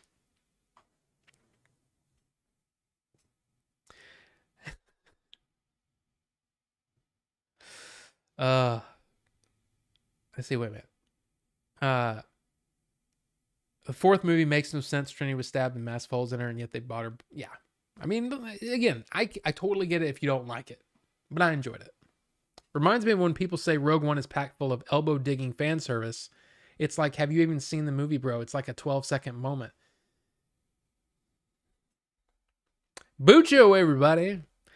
It's just one of those things that, to me, it felt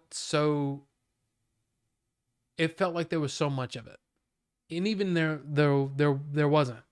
But to me, all the Tarkin stuff, all the gold leader, red leader, the Red 5 moment in Rogue One, all of that stuff is,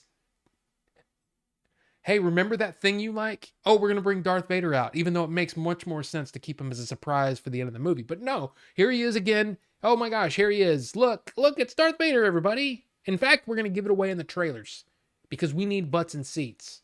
It's just annoying to me. And it just becomes like, it's, that movie you like? Here's the thing that happened just before that really was good enough to be in the crawl, but we're going to explain it out.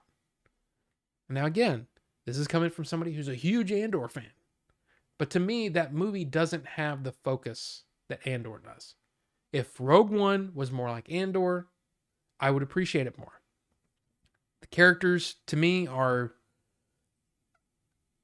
in Rogue One are just, they don't, again, when K2SO is the most interesting character, it's a problem. Just saying. I don't care what the Wachowskis do as long as I get a fun movie to watch. I'm kind of the same way. She was also the one the entire time, apparently, at least from what I remember. Well, yeah. I don't think it was exactly that, but maybe I don't remember the movie. I've only seen it once.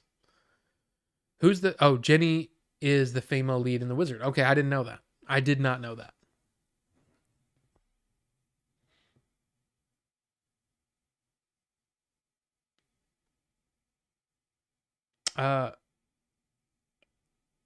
Some transmitter identifies XYZ. Crazy. There was one screen that looked. I mean, look, there's crazy people everywhere. Is all I'll say. There's crazy people everywhere, and unfortunately, because of our extreme reliance on the thing that gets the most likes and the most attention, blah blah blah blah blah, we always hear about these extremes, except for the people that are just trying to live their lives and just trying to say, hey, look, this is how I view life. You know what I mean? But there you go. I don't want to get too far into that because it gets political and then people have strong opinions either way, and I'm not trying to do that. We're talking movies and having fun. But to me, as long as you're not hurting anybody else physically, I don't mean your existence bothers me. That's a problem. If someone's existence bothers you, you need to really look at why, because there's a lot of people that through my life, I had problems with, I can't believe that this person is doing this. And then I'm like, wait a minute, they're not affecting me. I don't know. I just look at my own life and go, hey, if everybody was cool and just chilled and not worried about that kind of stuff, what kind of a world would this be?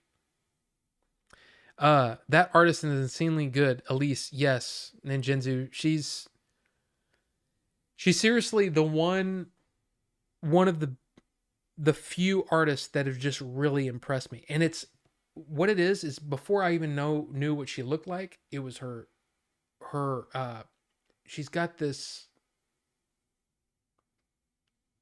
dreamlike, it's kind of like what I imagine the clubs with the the piano and the woman up with the spotlight and all that kind of stuff. Just beautiful voice, dreamlike. And then I saw her and I'm like, oh my god, she's gorgeous. But she's really super talented too. All of those, the way that she plays all of those the instruments and layers them, and it's just like it's completely impressive and blows my mind, and she's awesome. So yeah. Have I watched any of that 90s show? It's not bad, not great either. Yeah, I've heard it's kind of okay if you like that 70s show. I was never a fan of that 70s show. Not that it's bad, but I never watched it. It was never something that I was interested in. Sitcoms, for the most part, are. I almost said something really bad. I almost said sitcoms are like the lowest form of entertainment. That's absolutely not true. But for me, I don't like sitcoms. I never really have. Um, it takes an exceptional sitcom to go that extra mile, like, so like Seinfeld, Seinfeld was one of those. Friends, I look back and go, I watched a lot of Friends, and I don't know if it was that good. I have no desire to go back and watch it, like zero. And I don't know why. I don't know if it's because I was there for the last like 4, 5, 6 seasons. I don't know. But I'm just trying to say I'm just not a big sitcom kind of guy. Canned laughter and all that. Not a big fan. Yeah, everybody except crazy people, they're the only sane ones. All right. If you enjoy cinematic ear ticklings, check out Aurelian Soul Theme.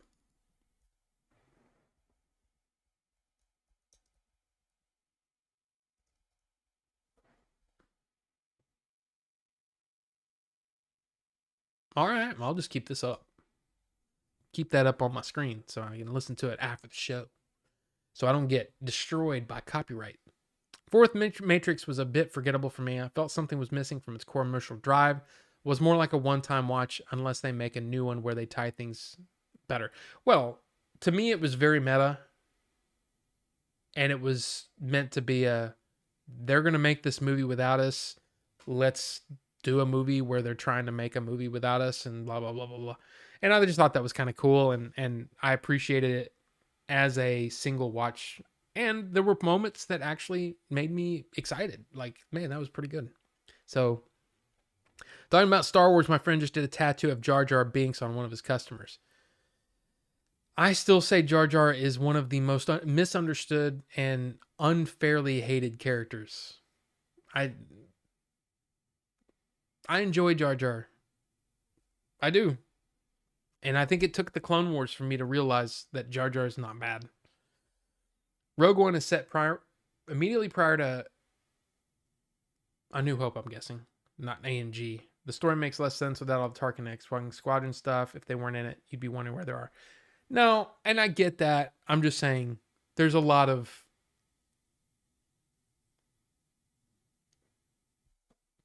Eh.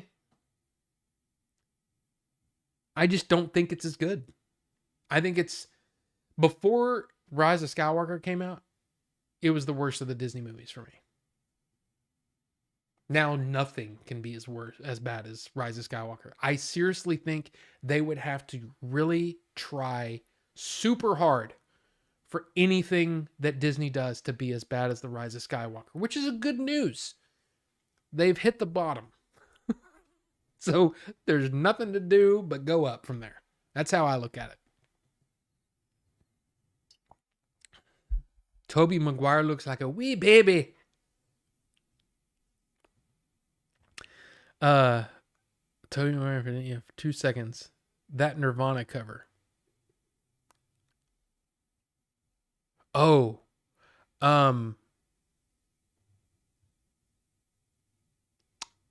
Yeah, the one that gets me is you're talking about Elise, right? Um oh, which one was it?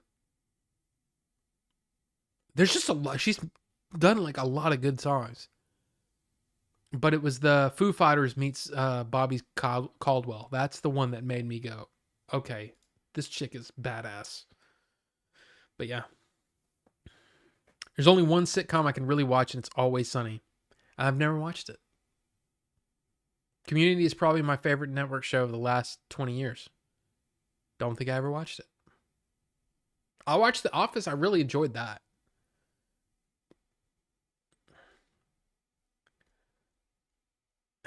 Yeah, we got a trans god in Hinduism. We got trans community for thousands of years, and we're doing fine. It's very normal.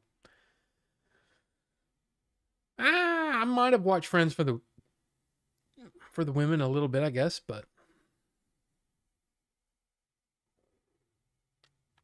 uh, wait, what are y'all talking about? Oh, yeah, yeah, okay. Hate The Office. Wow. Brooklyn Nine-Nine. Never watched it. Oh, you're talking to Ricky. Me's a big fan of Jar Jar Binks. Yeah. Very happy. Last of Us is, again, when you can be watching a movie or a TV show and you're like, wait, how long has this been going on? Like the credits started rolling. I'm like, wow, that went fast. That's the sign of good storytelling, because you don't feel those minutes pass. That's good stuff. I was definitely Rachel on Friends, for me at least. Fred's brother went on to do Boy Meets World with Rilo Kiley's guitarist, and Jenny Lewis was the lead singer of Rilo Kiley. Crazy how it all connects. She was the Girl Scout that held Betty.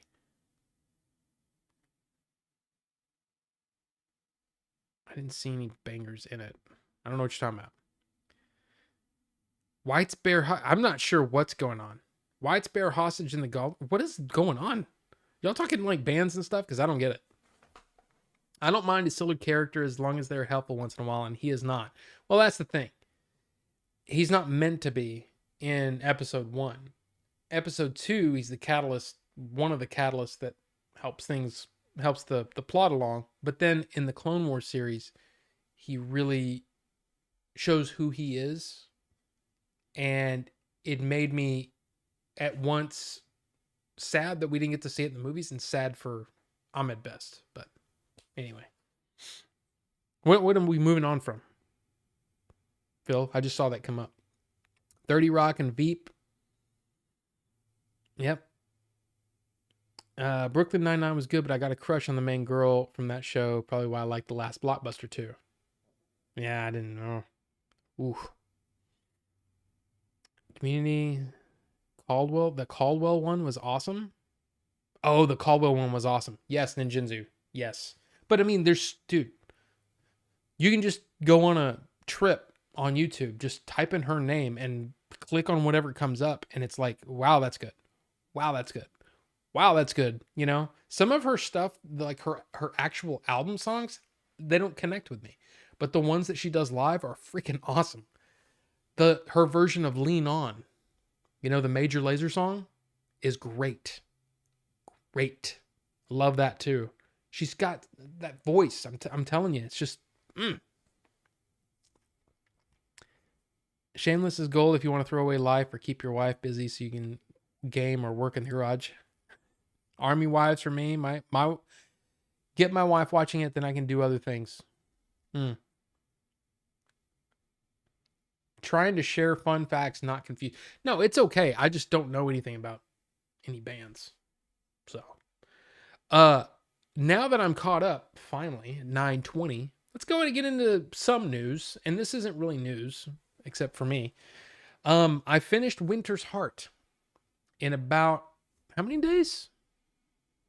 I finished it really fast. I didn't actually write it down when I finished it, but I started it on January 10th. And I think I finished it 2 days ago. Yeah, I finished it Sunday night. So, yeah. And then, my thoughts, Look, The Wheel of Time. I know that there's a lot of people that didn't like the series and all that kind of stuff. I totally get it. I've really enjoyed the book series. It's gotten really, really interesting. Unfortunately, the first half of this book was like, oh my God, please get to the point. What's going on? And it finally got to the point, and then I was kind of like, okay, I'm just ready to blow through this book. So I did. I blew through it, like I said, in 12 days. So now I'm reading The Eyes of the Dragon, Stephen King. I've never even heard of The Wheel of Time.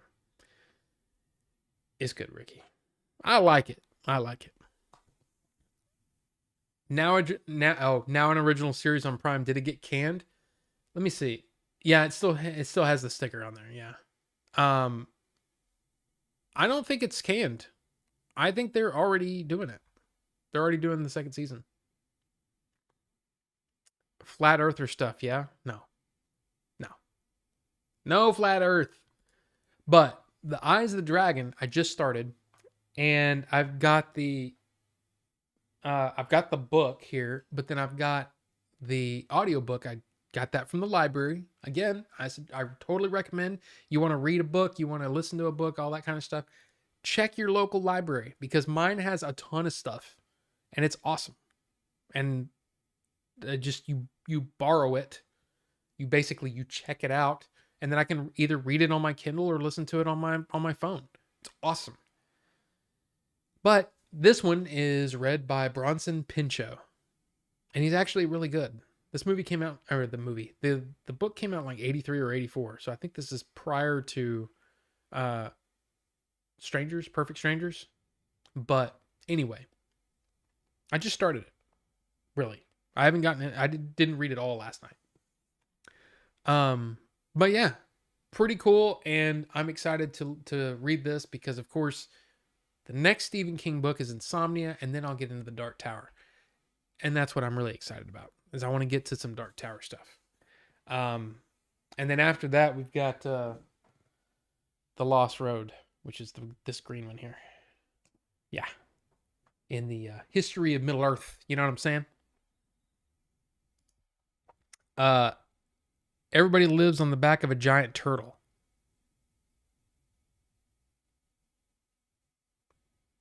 Not that I know of, Rufus. Unless you just spoiled something. No. No. I don't think so. It's good, though. I mean, I wish it would...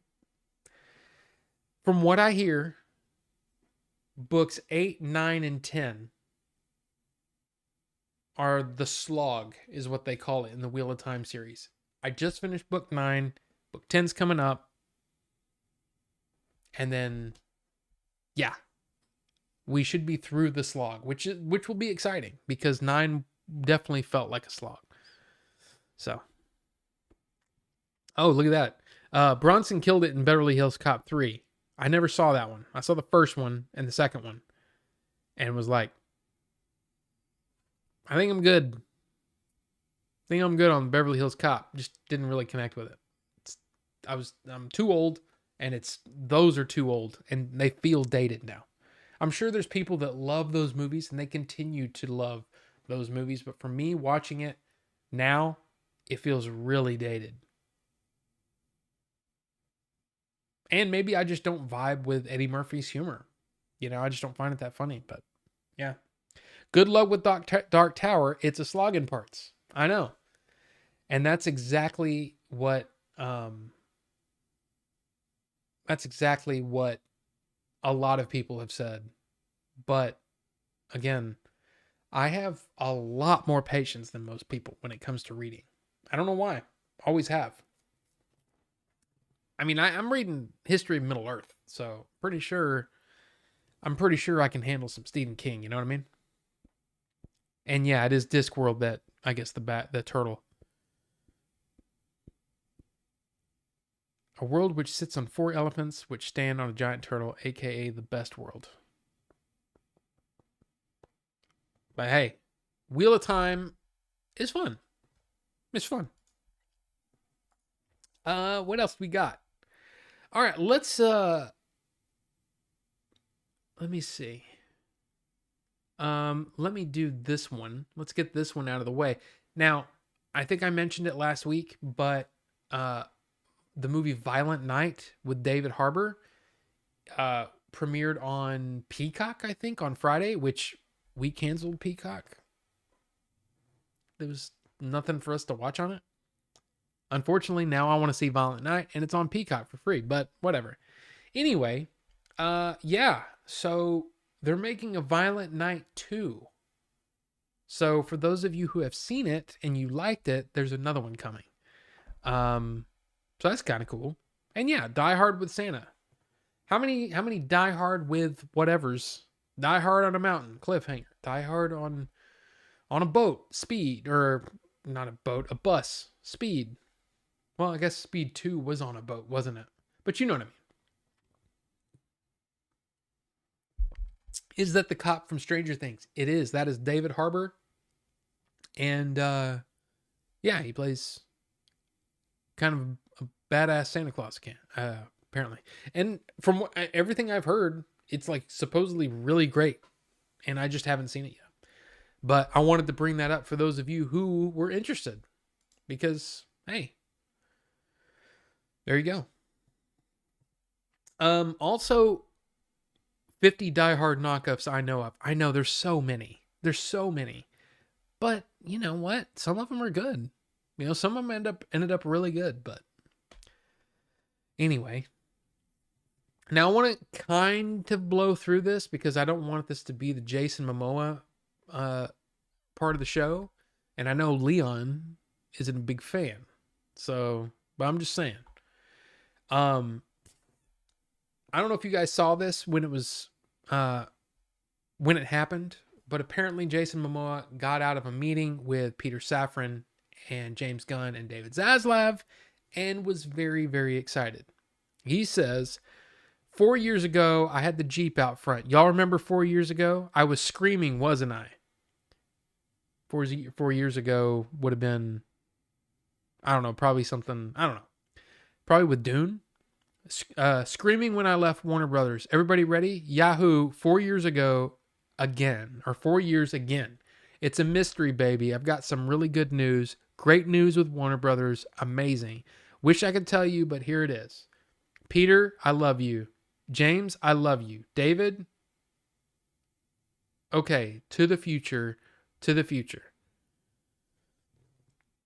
So a lot of people are saying, well, what does this mean? Does this mean that after Aquaman 2 comes out that he's going to have whatever?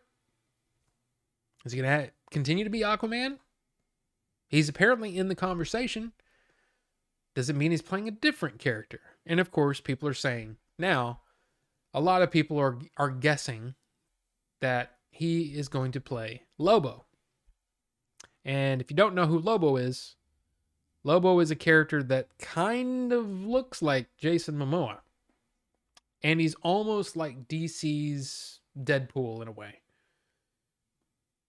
The fact is, I haven't read a single Lobo comic. So I have no idea what to expect here. But if you look at that picture, you go, yeah, I can see why Jason Momoa would want to play that. That's the thing. Then he says this. He said, it was very, very wonderful. I'm in the house of Warner Brothers and they're liking a lot of stuff I'm doing. Because he was in Dune as well. We've got a lot of good things coming. Momoa then commented on rumors that he will be recast as Aquaman following the release of Aquaman and the Lost Kingdom. I'll always be Aquaman, Momoa added.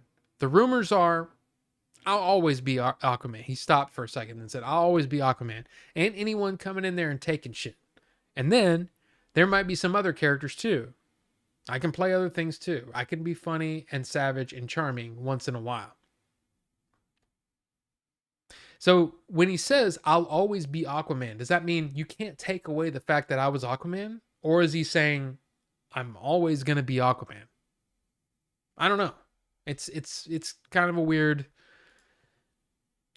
one. Kind of weird. And I don't understand why that didn't work. That's weird. My link didn't work. There we go. There we go. And then, in the last bit of Jason Momoa news, because for whatever reason there was a lot this week, he says that in Aquaman 2, Jason Momoa confirmed that he shot scenes with 2 different Batman actors. He says, while speaking with a rap, Jason Momoa confirmed that he had shot scenes with a couple different Batmans, but added that you just don't know what's going on, and we'll see what the end product is. So basically, they shot 2 different versions. I don't know what the hell's going on with DC, and I don't think they knew what was going on. Now they have a version that I think they're going to go with, and then whatever.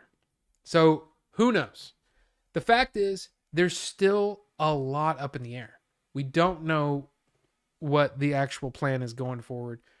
To me, it makes more sense, even though I like a lot of those actors. I love Henry Cavill. Are you kidding me? I love Henry Cavill. I love Ben Affleck. And Gal Gadot was okay. But you're telling me you're getting rid of all of those? You're just wiping the slate clean and starting over? Makes more sense to me than trying to cherry pick people. You know what I mean? That's just my opinion. If you're gonna start it over, then you have to wipe everybody off the table and start fresh. That's the way I look at it. It's the same with Batman. And it's always been that way. And I'm cool with that. You got to recast the Joker. You got to recast Alfred. And you got to recast Robin if he's there. You got to all the stuff has to happen. That's the way I look at it. It's literally like you're starting the franchise over. But man, I don't know what the hell's going on, you know? And the fact is, I hate the fact that so much stuff is coming out without any concrete information. And also knowing that literally 2 movies that are part of what you would consider the Snyderverse are still coming out. And then after that, they're going to wipe the slate clean. Nobody knows. Nobody knows what the plan is. But as Phil said, James Gunn should be announcing soon. He said before January's out. Absolutely, he said that. We should know what's going to happen. So it's all going to be interesting. All I know is that I'm happy to see that Jason Momoa is happy, excited about stuff. I mean, look, whatever you think about Jason Momoa, at least from what I've seen, I like the guy. I like him. So to see him excited is kind of like, okay, cool. So, there you go. Speaking of good movie, watch The Waking Life yet? No, I haven't. I haven't watched any movies in the last few days. But I've been trying to catch up with a lot of the stuff that's been like on my plate, like all the freaking Criterion movies I bought last year. So yeah, Die Hard 2 is my favorite Die Hard knockoff. The Hunt. You like The Hunt, Ricky? I thought it was okay. I thought it was just okay. I would say Jason Momoa can be funny. My favorite movie he's done is Slumberland. I don't think I ever saw that. I've only seen him in a few things, honestly. But I liked him in Dune. I thought he played that character exactly the way that I'd kind of imagined the character to be. I'm talking about not looks, but the way that I'd imagined the character type to be. And I'm interested to see what's going on, you know? Another reshoot? Reshoot. I didn't see anything about a reshoot.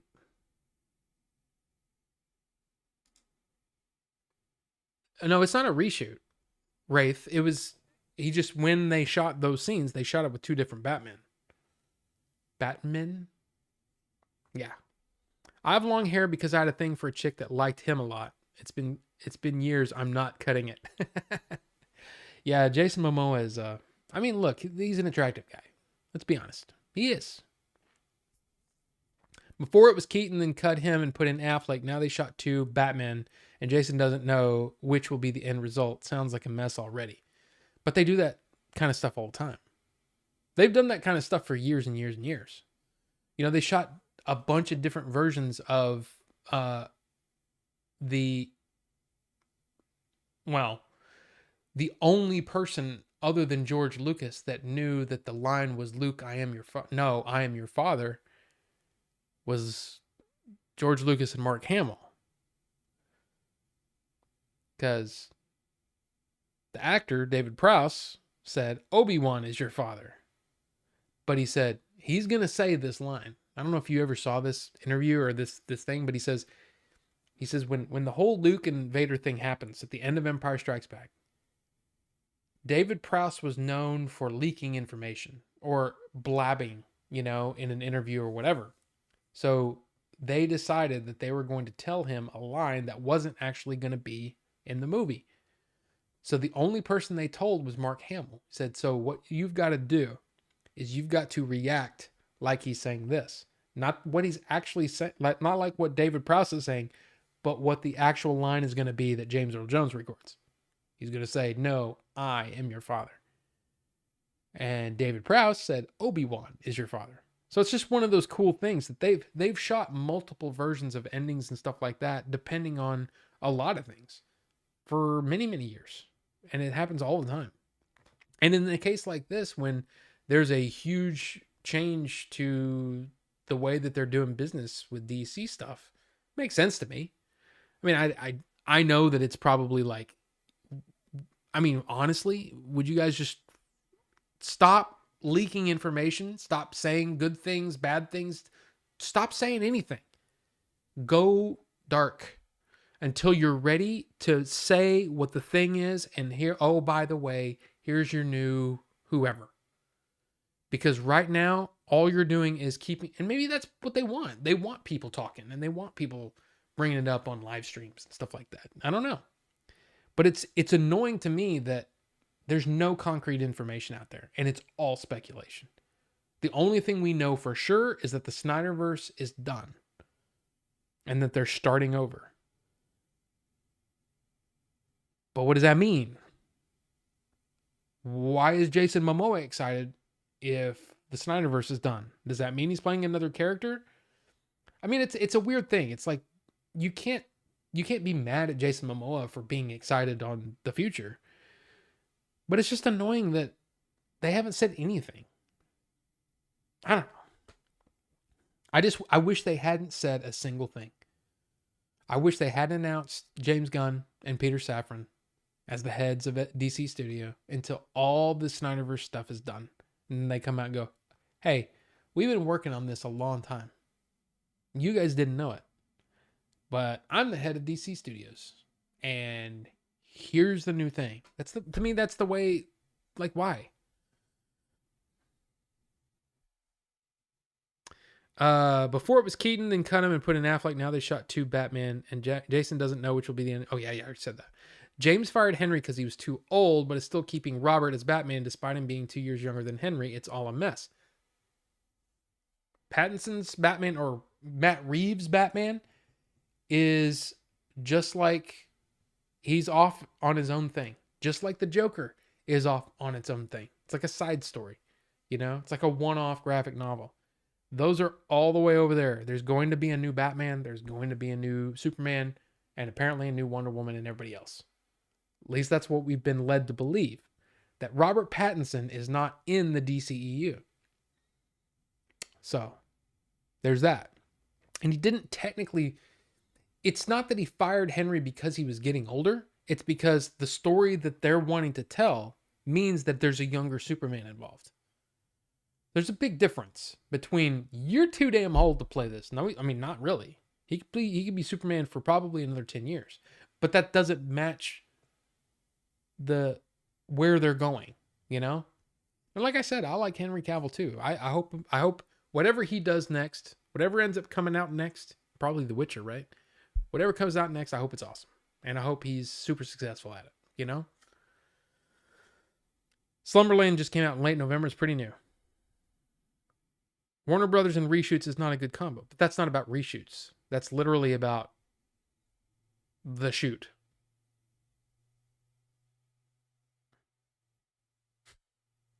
Just how many Star Wars movies are they making now? I mean, who knows? There's the dude that was originally going to do Fantastic Four, and now, or no, he did the Spider-Man movies, and he's doing a side thing. Supposedly Taika Waititi's doing one, and supposedly Damon Lindelof is doing one, and then supposedly Kevin Feige's doing one, and then of course, I mean, it's probably never going to happen now. But Rian Johnson's supposed to do a new trilogy. It's probably not going to happen. He came out the other day and said, "No, I want to work on the next the next Knives Out sequel, or the follow up to Glass Onion is what he said. So yeah, he's probably not even Star Wars isn't a thing. And then of course a lot of people are saying that after Indiana Jones 5 comes out, they will announce that Kathleen Kennedy is leaving the company. None of that's, I mean, that's based on some very like good info, but it hasn't been officially announced yet. So who knows what's going on with Star Wars as far as movies go. Snyder is great, but not without flaws. My whole thing with Zack Snyder, it's like if winning cures everything kind of thing. It's like, think about this. Zack Snyder had a whole plan for his DC universe, right? The problem is they weren't profitable the way that Marvel is profitable. They didn't appeal to a larger audience like the Marvel movies do. And that's really the problem. It's like if Avatar came out and didn't make its budget back, and I'm talking about after the movie's release and all that stuff. But the thing is, Avatar is, I mean, I'm pretty sure anybody that made a movie that made $2 billion is probably going to be okay. But a lot of those movies did not do well. And the only one that reached $1 billion is one that wasn't directed by Zack Snyder. So it's kind of one of those things where they look at that and they say, okay, we're done with that. Now Zack Snyder is off doing this new Star Wars-ish project over on Netflix. It sounds cool. And the fact is, everybody is saying, holy crap, he's really into this. And he's super passionate about it. And Netflix said, okay, 2 movies, go. So he's doing that now. It's just like if something had happened with Avatar and James Cameron said, okay, I have this huge plan. And then they say, now we're going to take these characters and do a different thing. I know it's completely different. DC has years and years and years of history in their characters and all that. Avatar is a new property. But anyway, let's just say Avatar 2 came out and didn't make its budget back. And they say, well, we want to take these characters and go in a new direction. And he goes, oh, we'll already have Avatar 3 ready to go. And they're like, yeah, we're not doing that. And so James Cameron says, all right, well, fine. Now I can stop thinking about Avatar and I can go over here and make this new thing. But then there's probably a lot of people that would have loved to have seen what James Cameron was going to do for Avatar 3. So then they get really, really upset that they're, or whatever. But honestly, what I'm excited about is what Zack Snyder's going to do over here, even though he's burned me a few times. But I think Man of Steel is the best DC movie, period. For me, the best DC movie across the board. DCU movie, right? As I'm not counting Dark Knight, Dark Knight Rises, Batman Begins. I really like those. Even the old Michael Keaton Batman. But to me, Man of Steel was it. And so, yeah, I've been sort of bummed ever since. I was like, okay. So anyway, we'll see what happens. I'm trying to keep an open mind about it. But yeah, we'll see. My whole thing is, it's like, to me, it's exactly like what they did with Rogue One. Like, to me, it would have been 100 times better if you had no idea that Darth Vader was going to be at the end of that hallway at the end of Rogue One. If you didn't see him in the trailer, if you didn't see him having that really, honestly, sort of meaningless conversation with, what's his name? Krennic? On his whatever. That whole thing was like, hey, look, it's Vader's hideout. Oh, hey, look, here's him in the pod and he's hooked up, and oh, look, it's kind of cool, and oh, look, it's Vader. To me, that whole scene, if you would have just taken all that out and you didn't know Vader was in that movie, and you let the surprise happen at the end. First thing you realize, the whole time you're kind of in the back of your mind going, Vader's got to be around somewhere, right? But you haven't seen him yet. You don't know he's in the movie. And then you hear the sirens, and then you see that lightsaber light up at the end of the hall. How would you have felt? To me, that same thing, just don't blow your load all at once. Don't let people know you're firing everybody. Don't people know? It's just like, oh my God, it's just, there's so much. James Gunn, Peter Safran, DC, or really it's Warner Brothers. They just let a lot of things slip. And I'm just tired of talking about it until there's something to talk about. You know what I'm saying? I don't know. Only thing I hate about internet now, I miss being surprised like in the 90s when it comes to stuff like watching WWE and AEW because internet spoils things sometimes. There's genuinely a Snyder cult. Yeah. Well, I'm kind of talking about that. I mean, there's a whole thing where they're trying to have Netflix make the Snyderverse, and it's like, yeah, it can't happen. Number one, Snyder's over here making his thing, and those characters belong to Warner Brothers. They're not going to license Netflix to make no, it's not going to happen. So yeah, it's weird. Rice cooker is at the DFW airport. How funny. I need a good rice cooker. But all pop culture has their rabid fans, sadly. And there's good and bad, right? I mean, there are fans that can sit and have an intelligent discourse about a movie or it's whatever. And then there are the people that will, tweet an actor and try to tell them that they suck and they're kill themselves or whatever they've said, to these actors that made them just say, okay, well, I guess I'm done with that. And you're basically souring the whole experience. I feel sorry for all those people. I feel sorry for, all of them. Kelly Marie Tran, Daisy Ridley, John Boyega. Seriously, I feel for those people. Anybody that's been run off of social media because of fans that think it's the actor's fault that the character did something they didn't like. It's not smart. And it's probably people that are too young to understand what a movie even really is. They think it's real or some shit. Anyway. They teased the return of Cavill as Superman, then pulled the rug out. That was dumb. Well, again, all of that was done. That was really unfortunate timing. Because Black Adam comes out. And then Black Adam fails. I think they were DC or Warner Brothers was looking at Black Adam and they said, okay, here's what we're thinking. If Black Adam comes out and just slays, we'll just continue on what we're doing. And we'll build everything around the Rock. Once Black Adam kind of failed, they were like, okay, plan B, let's hire James Gunn and Peter Safran and let them do the thing. I think that's what happened.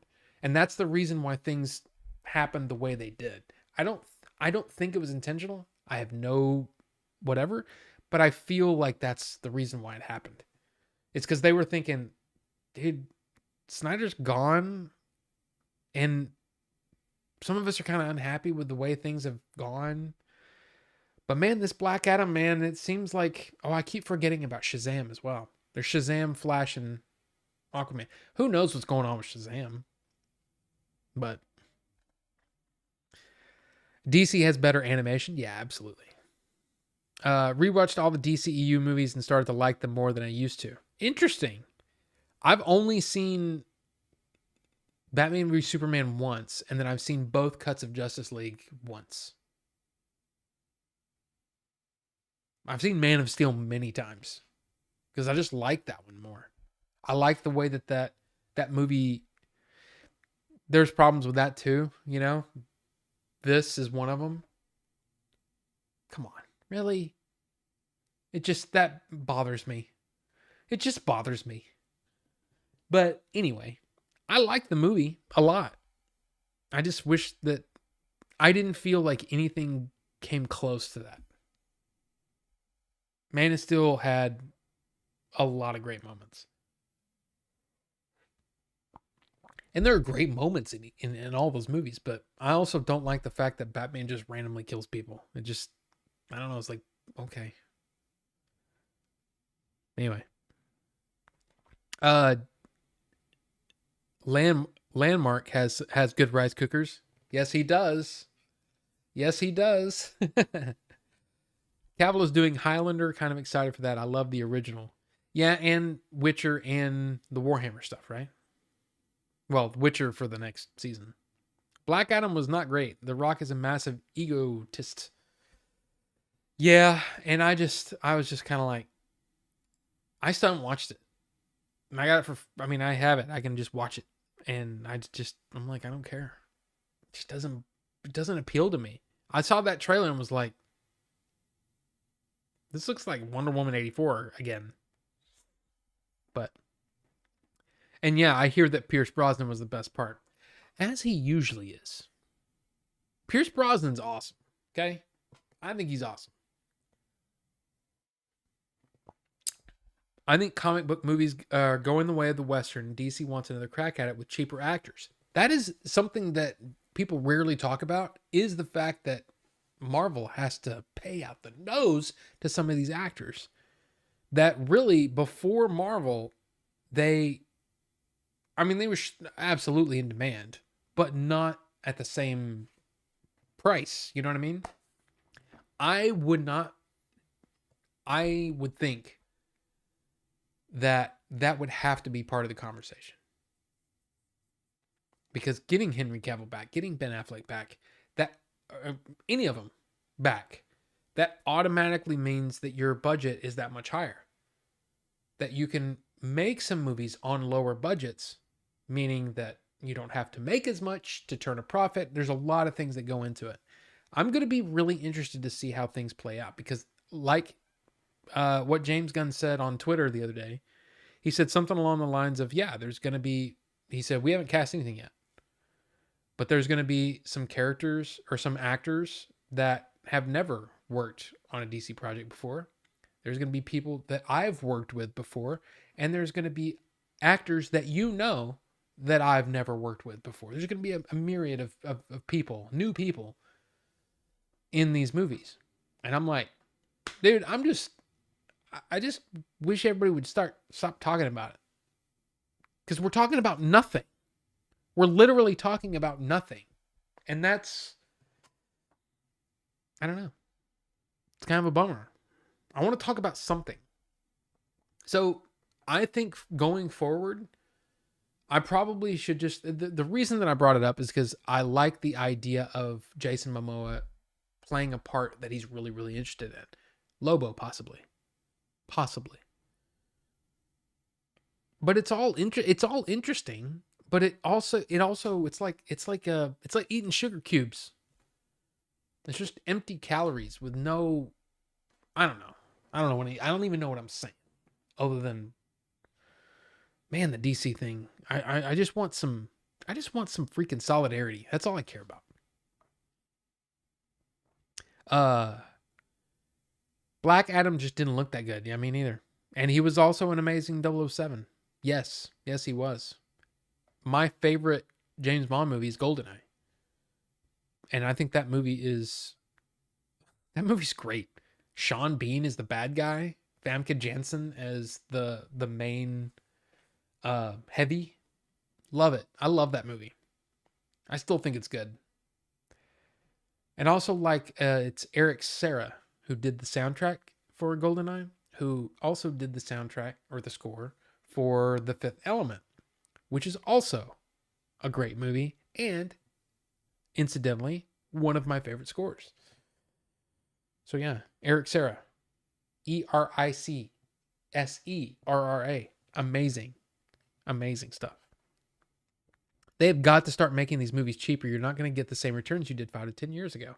That's the thing. I think if you could make the thing for $90 million,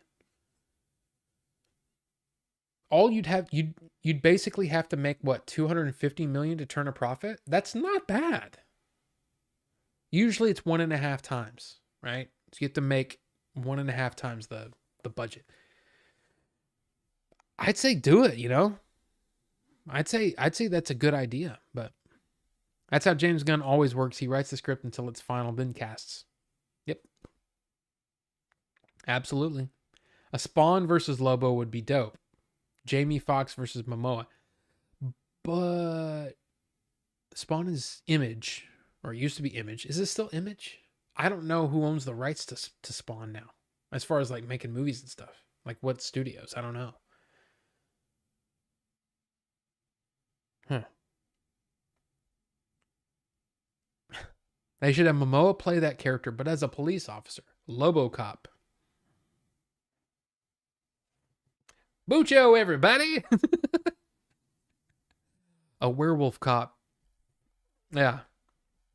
Day shift version of Jamie Foxx versus Momoa. That is pretty funny, though. Any progress on the Game Chasers' next movie? There has been... Yes. Moving on. Now, I am about... I would say about 70%, 75% done with the script. Jay and I talked about it last week, but I've made some more progress. I am excited, man. I'm excited for the script. Now, this script isn't like literally a Game Chasers 2. It's not Adventures in Game Chasing 2. It's not anything like that. But it is an addition to the universe. And then, of course, what Billy's working on is also part of that. I have no idea how far along he is, but I'm going to be ready very, very soon. I'm hoping, originally my plan was to have it done by the end of January. I don't think that's going to happen. But I wrote a ton the other day, and I'm actually like, okay, we're gonna have to cut this down. I thought we were gonna have to expand, but we're gonna have to cut it down, because where I am right now, I'm kind of, like I said, like 70% into the movie, and I'm already at like 70 pages. Usually a page is a minute of your movie. Most comedies are around 90 to 100 minutes, unless you're, what's his face? The guy that did Don't Look Up, and he does a bunch of long comedies. I don't like long comedies. I like short, taut, comedies. 90 to 100 minutes. I'm already at 70, and I'm not anywhere close to the end. So there's gonna have to be some tightening up, I think. But I also, like I said, I want to get with the guys and say, Billy J, Melvor, and just kind of sit there and say, okay, what do you guys like? What do you guys not like? And then I want to get some outside ideas. And I'm talking about some friends of mine that aren't in this group. To get their feedback. And I'm talking about writers that I've met, stuff like that. So, yeah, I'm very excited though. Like, I wrote something the other day that I'm like, it's something that when we were coming up with the original idea, it was like, okay, I'm not there yet. I'm not to this part yet, but I have no idea what the hell we're going to do. And then I got there and I'm like, oh my God, I came up with a thing, and it was like, that's genius. I love it. And I'm laughing. Like, yeah. You're getting it about getting Brian and Jared to do some punch up. Not necessarily, but that's not a bad idea. I don't know. I don't know if they'd even be interested in that. I mean, yeah. Do the wives of all of you demand a part in the movie? I don't know. I wrote a part for April, but I also wrote it in a way that could be, it really could be interchangeable with an actress or even my part. It doesn't have to be me playing the part that I'm writing for me. Um, the only people that are important are, well, there's some important parts. It would be nice if I could pull it off. Yeah, we'll see. But I don't know. Not that I'm aware of. Anyone ever watched Day Shift? That is a real fun movie to watch. No, never seen it. Any luck finding a film festival for the Game Chasers movie? There are two still pending: the Atlanta Film Festival and the Fort Worth Independent Film Festival, which is a smaller one, of course. But if we could win it, I mean, it's really about getting the name out there. I don't know if there's any others that I told Jay, I was like, hey, if you think of some more that you'd want to enter, let me know and I can just submit them. But that hasn't happened yet. So, like Mallrats to Clerks. Yeah, I mean, it's got a similar, sure, in a way, kind of. But yeah, there's going to be characters that show up in all of them, and then there's going to be other characters, I will say other actors playing different parts. But then there are also, I've written everything here so that if any changes need to be made, like oh my god, we got PewDiePie to be in our movie. Okay, well, he can play this part. You know what I'm saying? Not gonna be PewDiePie, but I'm just saying, if there was someone, I didn't want to say anybody's name that could possibly be in it because who knows. But there are going to be people that may not be able to make it for whatever reason. So I've made those parts interchangeable, or they can be changed to be someone else. There's a really, really important part that I've written, but I've also written it in a way that if we don't get the guy, it can be somebody else. I've written another part that is really, really important, that I have literally got the actor in mind, and it's nobody that was in Adventures in Game Chasing. It's an actor that I have in mind. And if he can't be in it, it's going to be interesting. But that's the thing. I'll tell you this. When I read that script, I will tell you that I saw the character of Morton as someone completely different than Game Dave. Completely different. When I'm reading it, I'm like, who is this guy? Like, when I met Dave, I was like, who is this little shrimpy guy? I say that because, he's very thin, and he looks short, but he's like my height. So he's really not short, but he just looks like a very small, little, cute little guy. Right. And I just did not see him for this part. And I was like, this guy's got to be like, he's got to be like a big, intimidating guy. Why do we have this guy? And then I started watching him and I'm like, oh, okay. Now that everything that I had in my head is now gone and replaced with this guy. And it's so much better than what I had in my head. So that will probably happen. We'll probably end up getting a different actor. But anyway, I am sorry. And hey, it's Eric. What's going on, Eric? It's kind of talking about you a little bit. I mean, we were talking about next movies, next things, But yeah, hopefully those two film festivals at least select us. I mean, To me, it's a long shot for a movie like ours to win a film festival. But if we could at least get selected, because that's the thing. I think that's what's missing from a lot of like the Oscars, and in a way that's what they try to do with the best picture crap, right? Is they try to give you 10 movies so you can have a movie like Top Gun Maverick in there in the conversation for best picture, even though it's probably not going to happen. But Top Gun Maverick was a crowd pleaser, right? Avatar was a crowd pleaser. I don't know. To me, Everything Everywhere All at Once is one of those rare movies that's both, you know? But anyway,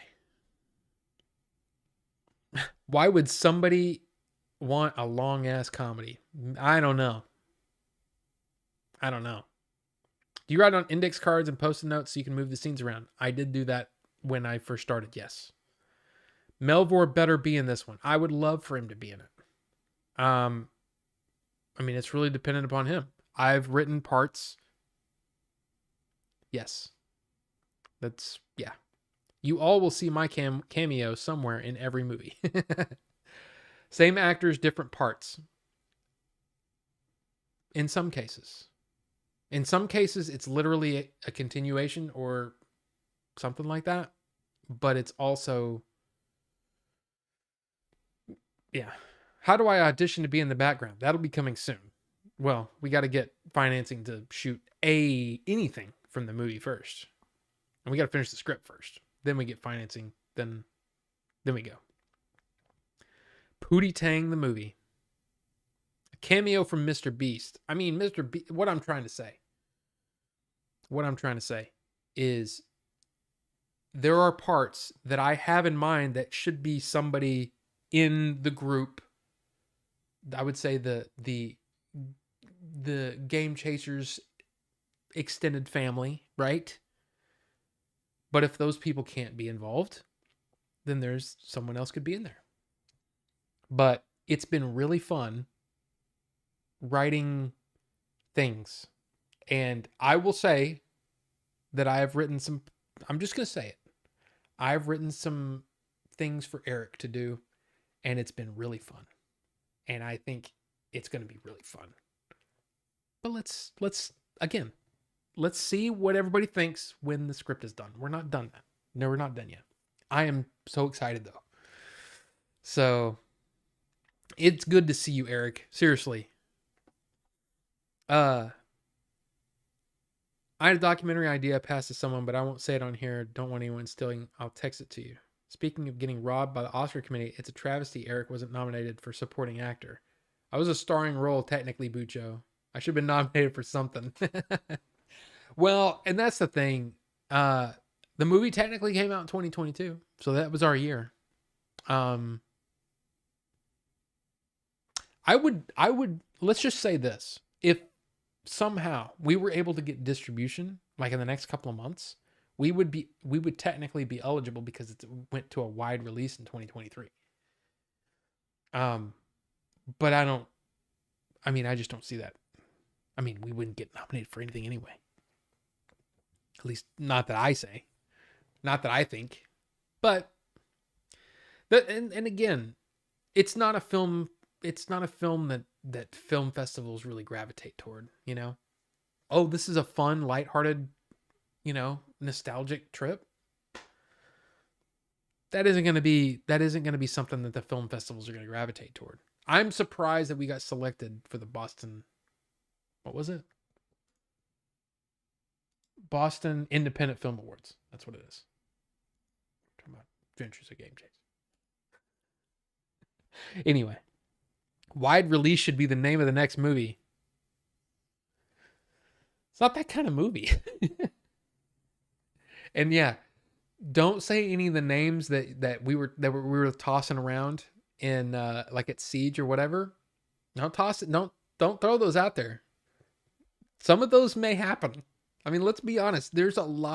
We came up with so many ideas, and they would be, super low budget, interesting, goofy, fun movies. I would love to make some of those. You know what I'm talking about, Eric? You know what I'm talking about. I would love to make those. It would be so bad. Technically, the next movie might not be the next movie. Never know what could get made first or sooner. All of those things are true. It all depends upon which script gets finished first. I mean, I think mine's going to be finished first. I've got to run. Have a great night, everybody. Rufus, thank you for being here, sir. Always great talking with you. But yeah, it could be my script. It could be Billy's script, which I don't know how far along he is. The name of the movie Rob's writing should be Avatar 3. No. There's just a lot, man. There's a lot going on, and what I've heard from Billy has been very I really like it. And the stuff I'm writing, I'm very proud of it. But see, here's the thing. I hope this doesn't happen, but they could literally look at my script and go, why did we have him write anything? This is terrible. That could happen. That honestly could happen. I haven't let anyone read what I've written so far because I'm scared. I'm afraid that I don't have it. But I think I've got it. I think I've written a pretty fun script. But we'll see. We'll see what happens.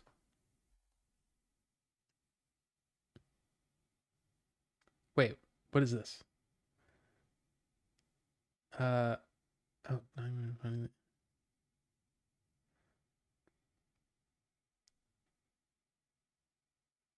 Oh, that's an interesting idea. I mean, that could be done. Like, talk about an inexpensive. Eric's texting me. Talk about an inexpensive idea, but it could be really good. Yeah. I mean, yeah. Yeah, that could be I mean, honestly, you could probably, if you had the right kind of channel, you could do a YouTube channel, YouTube release on that. But still, very, very cool idea. I mean, we had so many different ideas. Remember that there were some that were very serious. There were some that were like half serious, and then some that were absolutely bonkers. And the bonkers stuff, man, that's what sticks in my head. But getting financing for some of that stuff could be difficult.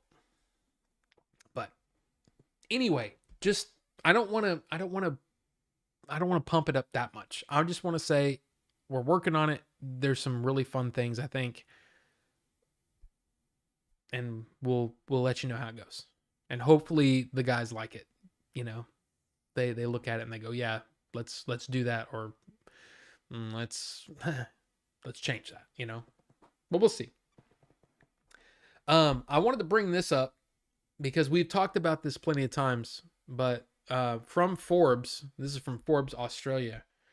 Netflix password sharing crackdown set to begin. So this is beginning in Australia, but this is apparently supposed to be rolling out to America. Probably we're looking at March, I think. Password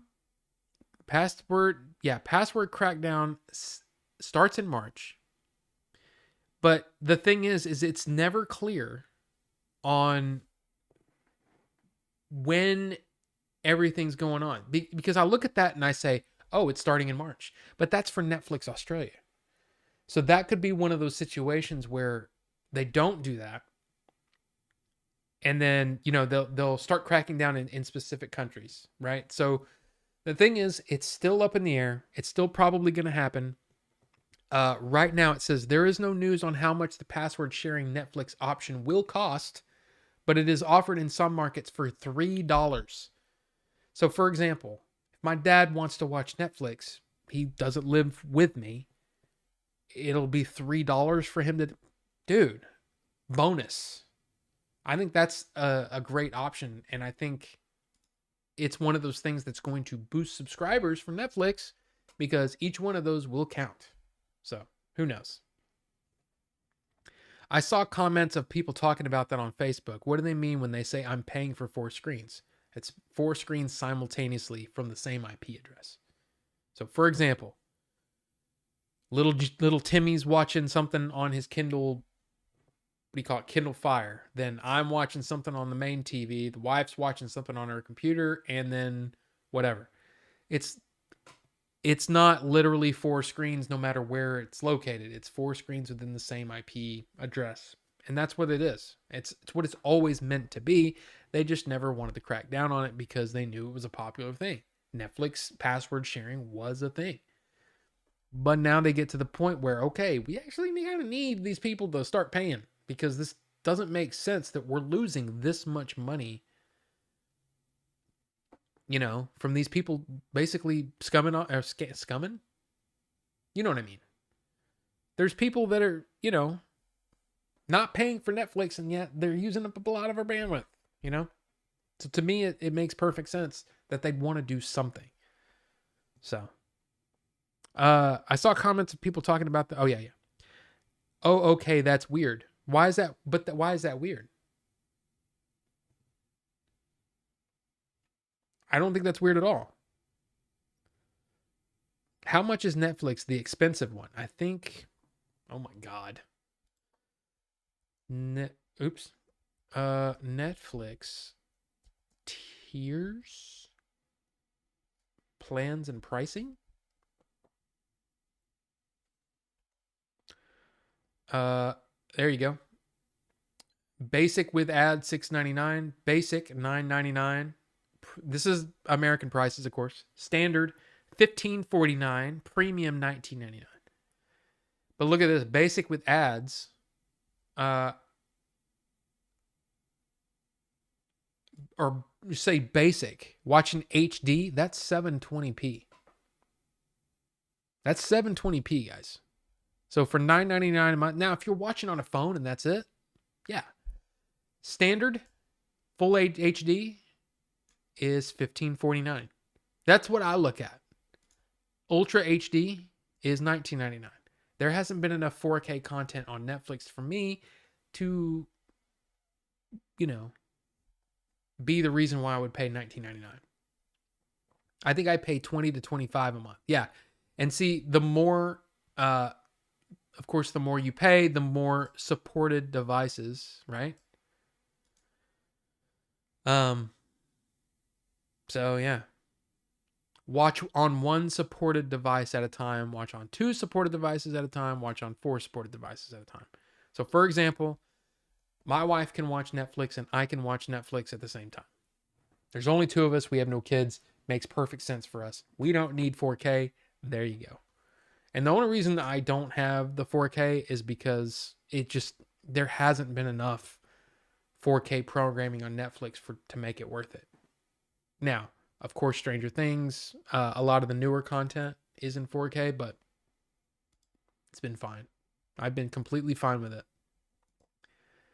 I mean to say it's weird that they're barely cracking down on it. Yeah, they just hadn't.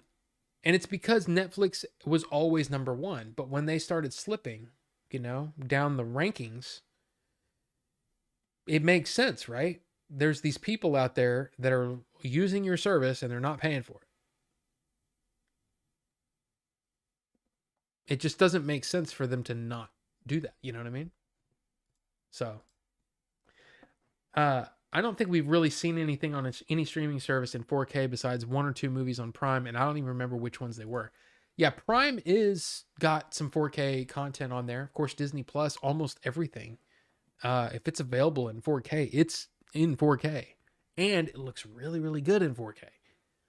Of course, they've done the stuff with the Marvel movies where, I know, Marvel movies again, but they've got the IMAX enhanced versions, which are technically more movie and have better color depth and all that stuff than some of the 4K counterparts, which is really, really interesting. 4K disc counterparts, which is interesting. But, Andor, of course, was in 4K. I think Bad Batch is in 4K. There's some great stuff on Disney Plus. I think it's, as far as 4K content goes, I think it's been one of the better ones. And I know HBO Max, a lot of their movies that came out day and date, in theater, like in, what was it, 2021, right? Yes, 2021. A lot of those movies were in 4K as well. Dolby Vision. They have IMAX streaming on the Marvel movies. That's pretty cool. I actually didn't know that. Yes, they do. So, for example, well, I mean, Avengers Endgame, I believe, is got a lot of scenes that are opened up, and it's really, really cool. And it's not the full movie that way, but it's kind of like if you watch or if you had the Dark Knight on Blu-ray, that one would open up in the big action scenes, which is kind of cool. But it doesn't change a whole lot, but it is neat. Most Marvel movies aren't 4K. The effects are all in 2K for faster rendering. Well, I mean, possibly, yes, but I mean, they're technically in 4K even if the effects are in 2K. You know what I mean? Still a 4K movie. Yeah.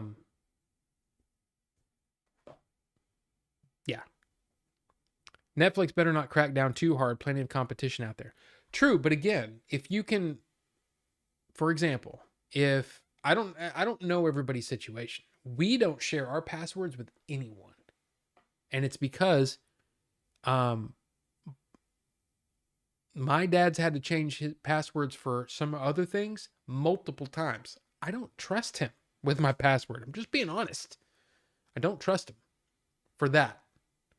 I don't trust my brother for that. And my sister, she's old enough that she can pay for that stuff herself, whatever. So yeah, we don't share passwords with anybody. Now we have certain family plans, like our YouTube Premium has a family plan that has a couple of family members on it, but Netflix doesn't have that, You use one password for everything, don't you? No, I do not. No, I do not. Mine are either generated or they are they have they have a pattern that doesn't make any sense. But most of them are now generated. But I'll just say this. My dad has got a notepad full of his passwords, right? And, but he's had to reset his passwords multiple times. And he's had we've had credit cards stolen. We recently had to have our credit card redone because of that. It's to where cable is cheaper now. All these separate streaming services. Yeah, but see, here's the thing. I had the big bad crazy stream or cable thing. This is still cheaper. Even if I had to pay, let's say I've got Disney, you got to count YouTube Premium for me. I watch a lot of YouTube. So does my wife. YouTube family, Disney. I already said that. Disney bundle, YouTube Premium, Paramount, which it's kind of hard to count that. Amazon, it's kind of hard to count that. Because I get Prime out of that. Paramount Plus was $100 a year. I made a list of them all that we have. And then I think that's it for us. And then we have HBO Max, part of our internet. Or it's part of our AT&T gives it to you for AT&T Unlimited. So, but even if we didn't, it's still, all of that is still cheaper than cable. And there's more content than I could ever hope to watch. Netflix is on there too. So yeah, it's still cheaper. Yeah. But yeah, Ted, no, I don't use one password. And yeah.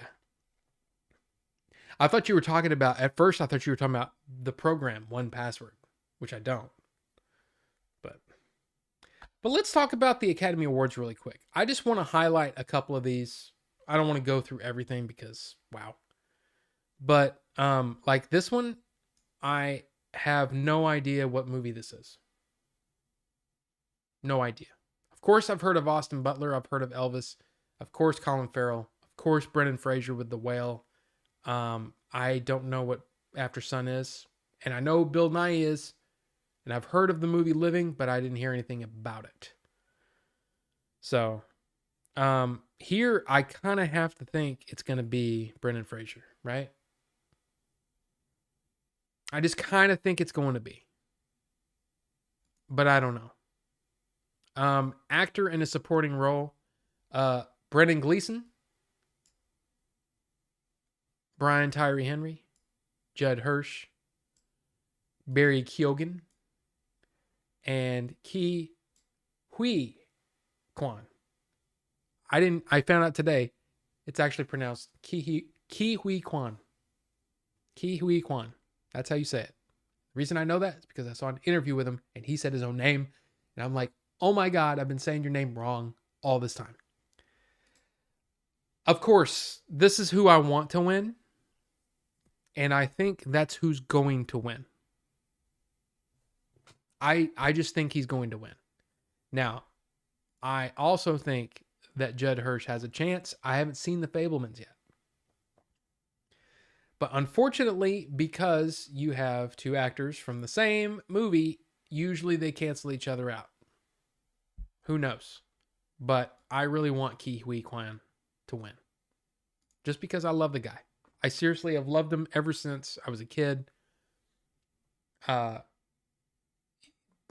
loved Short Round. I loved Data. And yeah. I've been thinking about getting Peacock so my wife can watch Yellowstone. That's exactly what I did. I bought Peacock for that exact reason. And then my wife found a bunch of things to watch, and we had it for like 6 months without me watching it at all. So it didn't really make sense. The only ones I have myself are Prime, HBO within Prime, and Peacock for WWE. Yeah, we have, well, I told you what we had. But yeah, and my dad has Hulu Plus Live TV. We almost thought about doing that, but then we were like, we're not going to watch them. We're not going to watch it. Most of the stuff, the science guy. Who's the science guy? I'm not sure. But yeah, Hulu, Disney Plus, and ESPN Plus for him. I really like Hulu a lot. But yeah. Yeah. Now, actress, of course, here's who I'm voting for, right? It's who I want to win. But you've got Kate Blanchett in Tar. You've got Ana de Armas in Blonde. Andrea Riseborough in To Leslie, which I've heard is really, really good. I mean, I know who Bill Nye is, the science guy.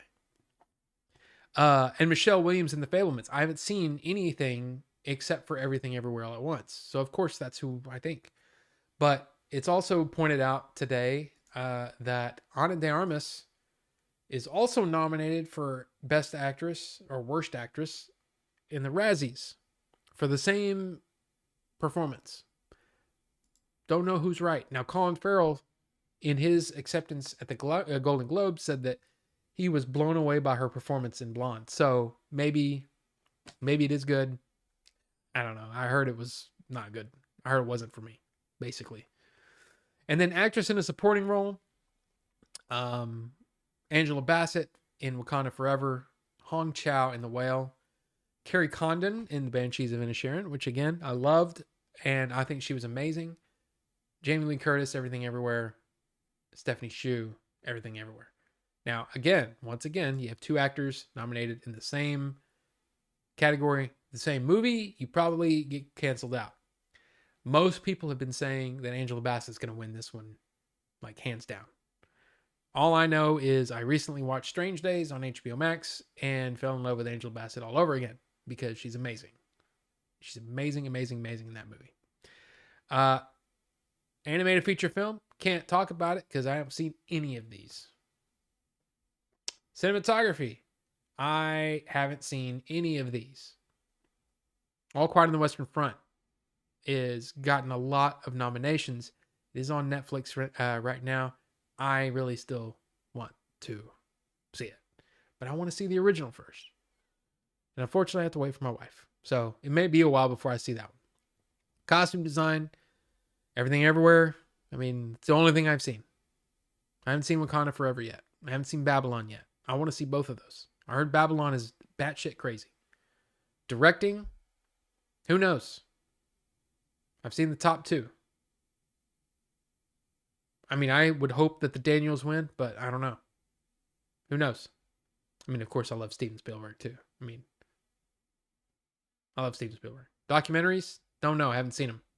Film editing, to me,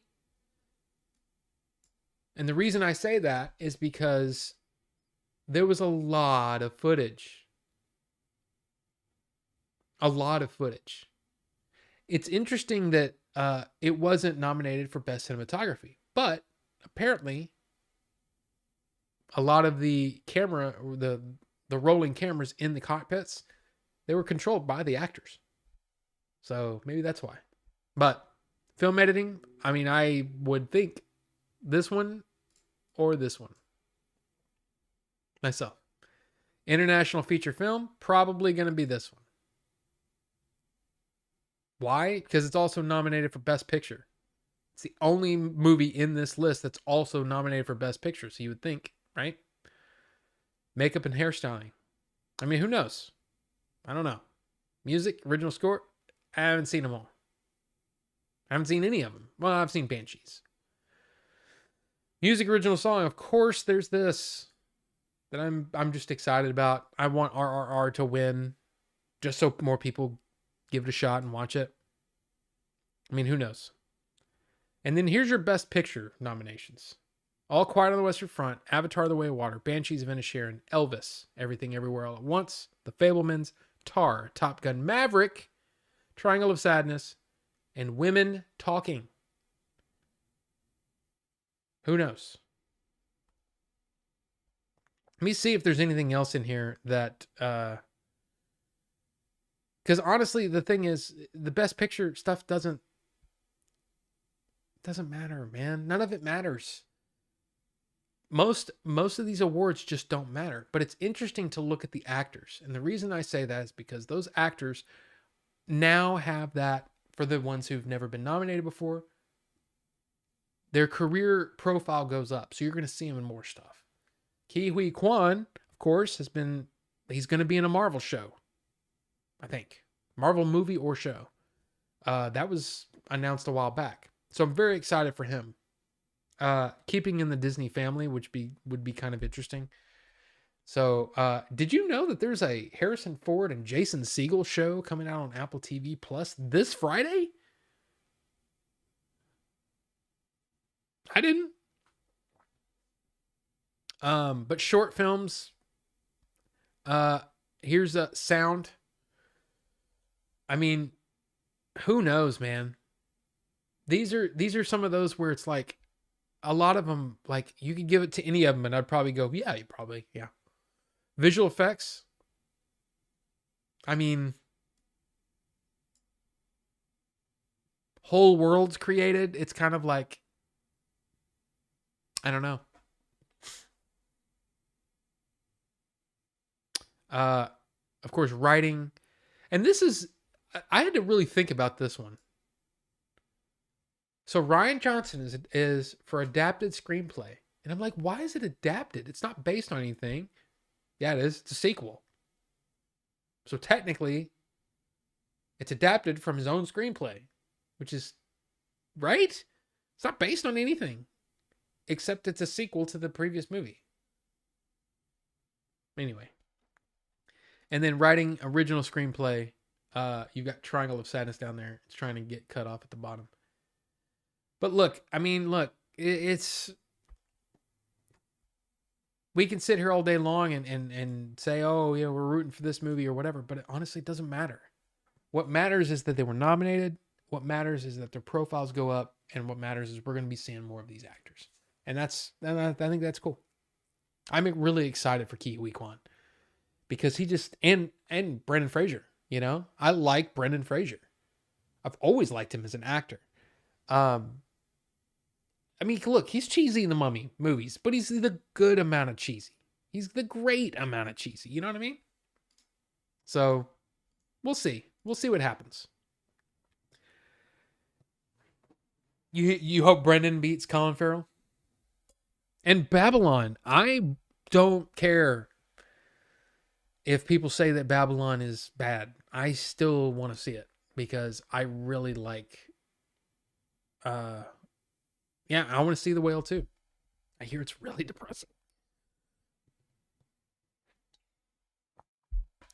It's too bad the Steam Deck is readily available, so I can't sell it for a good price to get the GPD Win 4. I don't know what I mean. You sent me a link, but I couldn't. I don't know. I clicked the link and it messed up. The Razzies are still going. They're even less relevant than the Oscars. I mean, true, but I don't know. Have y'all seen the commercials for 80 for Brady? Who is the movie even made for? Old people. Simple. I mean, it's so. I mean, look, those movies have been around for a long, long, long time. You know, what was the one? I don't. The Jack Nicholson Morgan Freeman movie. Uh, God, even Space Cowboys. You know, movies like that. They're just made for the older crowd. You know. Uh, yeah. I mean, there's just a bunch of them. Netflix. Wait, I was looking at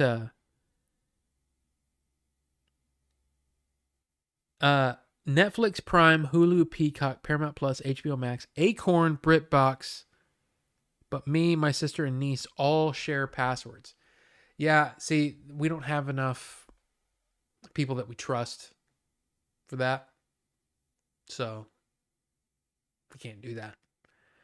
And it's not that I don't, love them or anything like that. It's just that I don't trust them with my passwords. I've had enough password hell in my life to last a lifetime. And it's the reason that my passwords are the way they are now is because I've been burned so many times. Yeah. I'm glad people love The Whale. It's just not my type of movie. Yeah. I mean, it's not the kind of movie that I really want to see either, but I really want to see it because I want to see Brendan's work. And to me, for me, that's important. It's not something I've always been that way though. If there's an actor that I really admire or I really like, I want to see everything they do. It's just the way it is. Best documentaries you've seen. For me, it was definitely, we were talking about this earlier. When We Were Kings is definitely one of my favorites. A lot of people brought some of the Bucket List. That's the movie. Yes. The hell is an 80 for Brady? It's a movie called 80 for Brady. It's for elderly women wanting to go to the Super Bowl to see Tom Brady. Oh, there you go. There you go. About a quest of old ladies that go on a quest to meet Tom Brady. Yes. So it's a thing. But look, guys, it's 10:40. We've been going. I can't believe we've been going this long. 3 hours and 43 minutes. Wow, guys. This is a long stream. But thank you. Thank you all for being here. Again, very soon, this thing. So we're going to be doing, we're going to be loading that thing up in the YouTube shorts. And we're going to have to play with that and figure out how it works and all that kind of stuff. But should be fun. That is coming soon. Thank you guys for watching. Thank you guys for being here. I really appreciate it. And it's been, dude, this was fun. This is a fun stream. So no, not another 6 hours. Forget it. But I hope you guys enjoyed it. And we will see you on the next one. All right. Have a good weekend. Bye.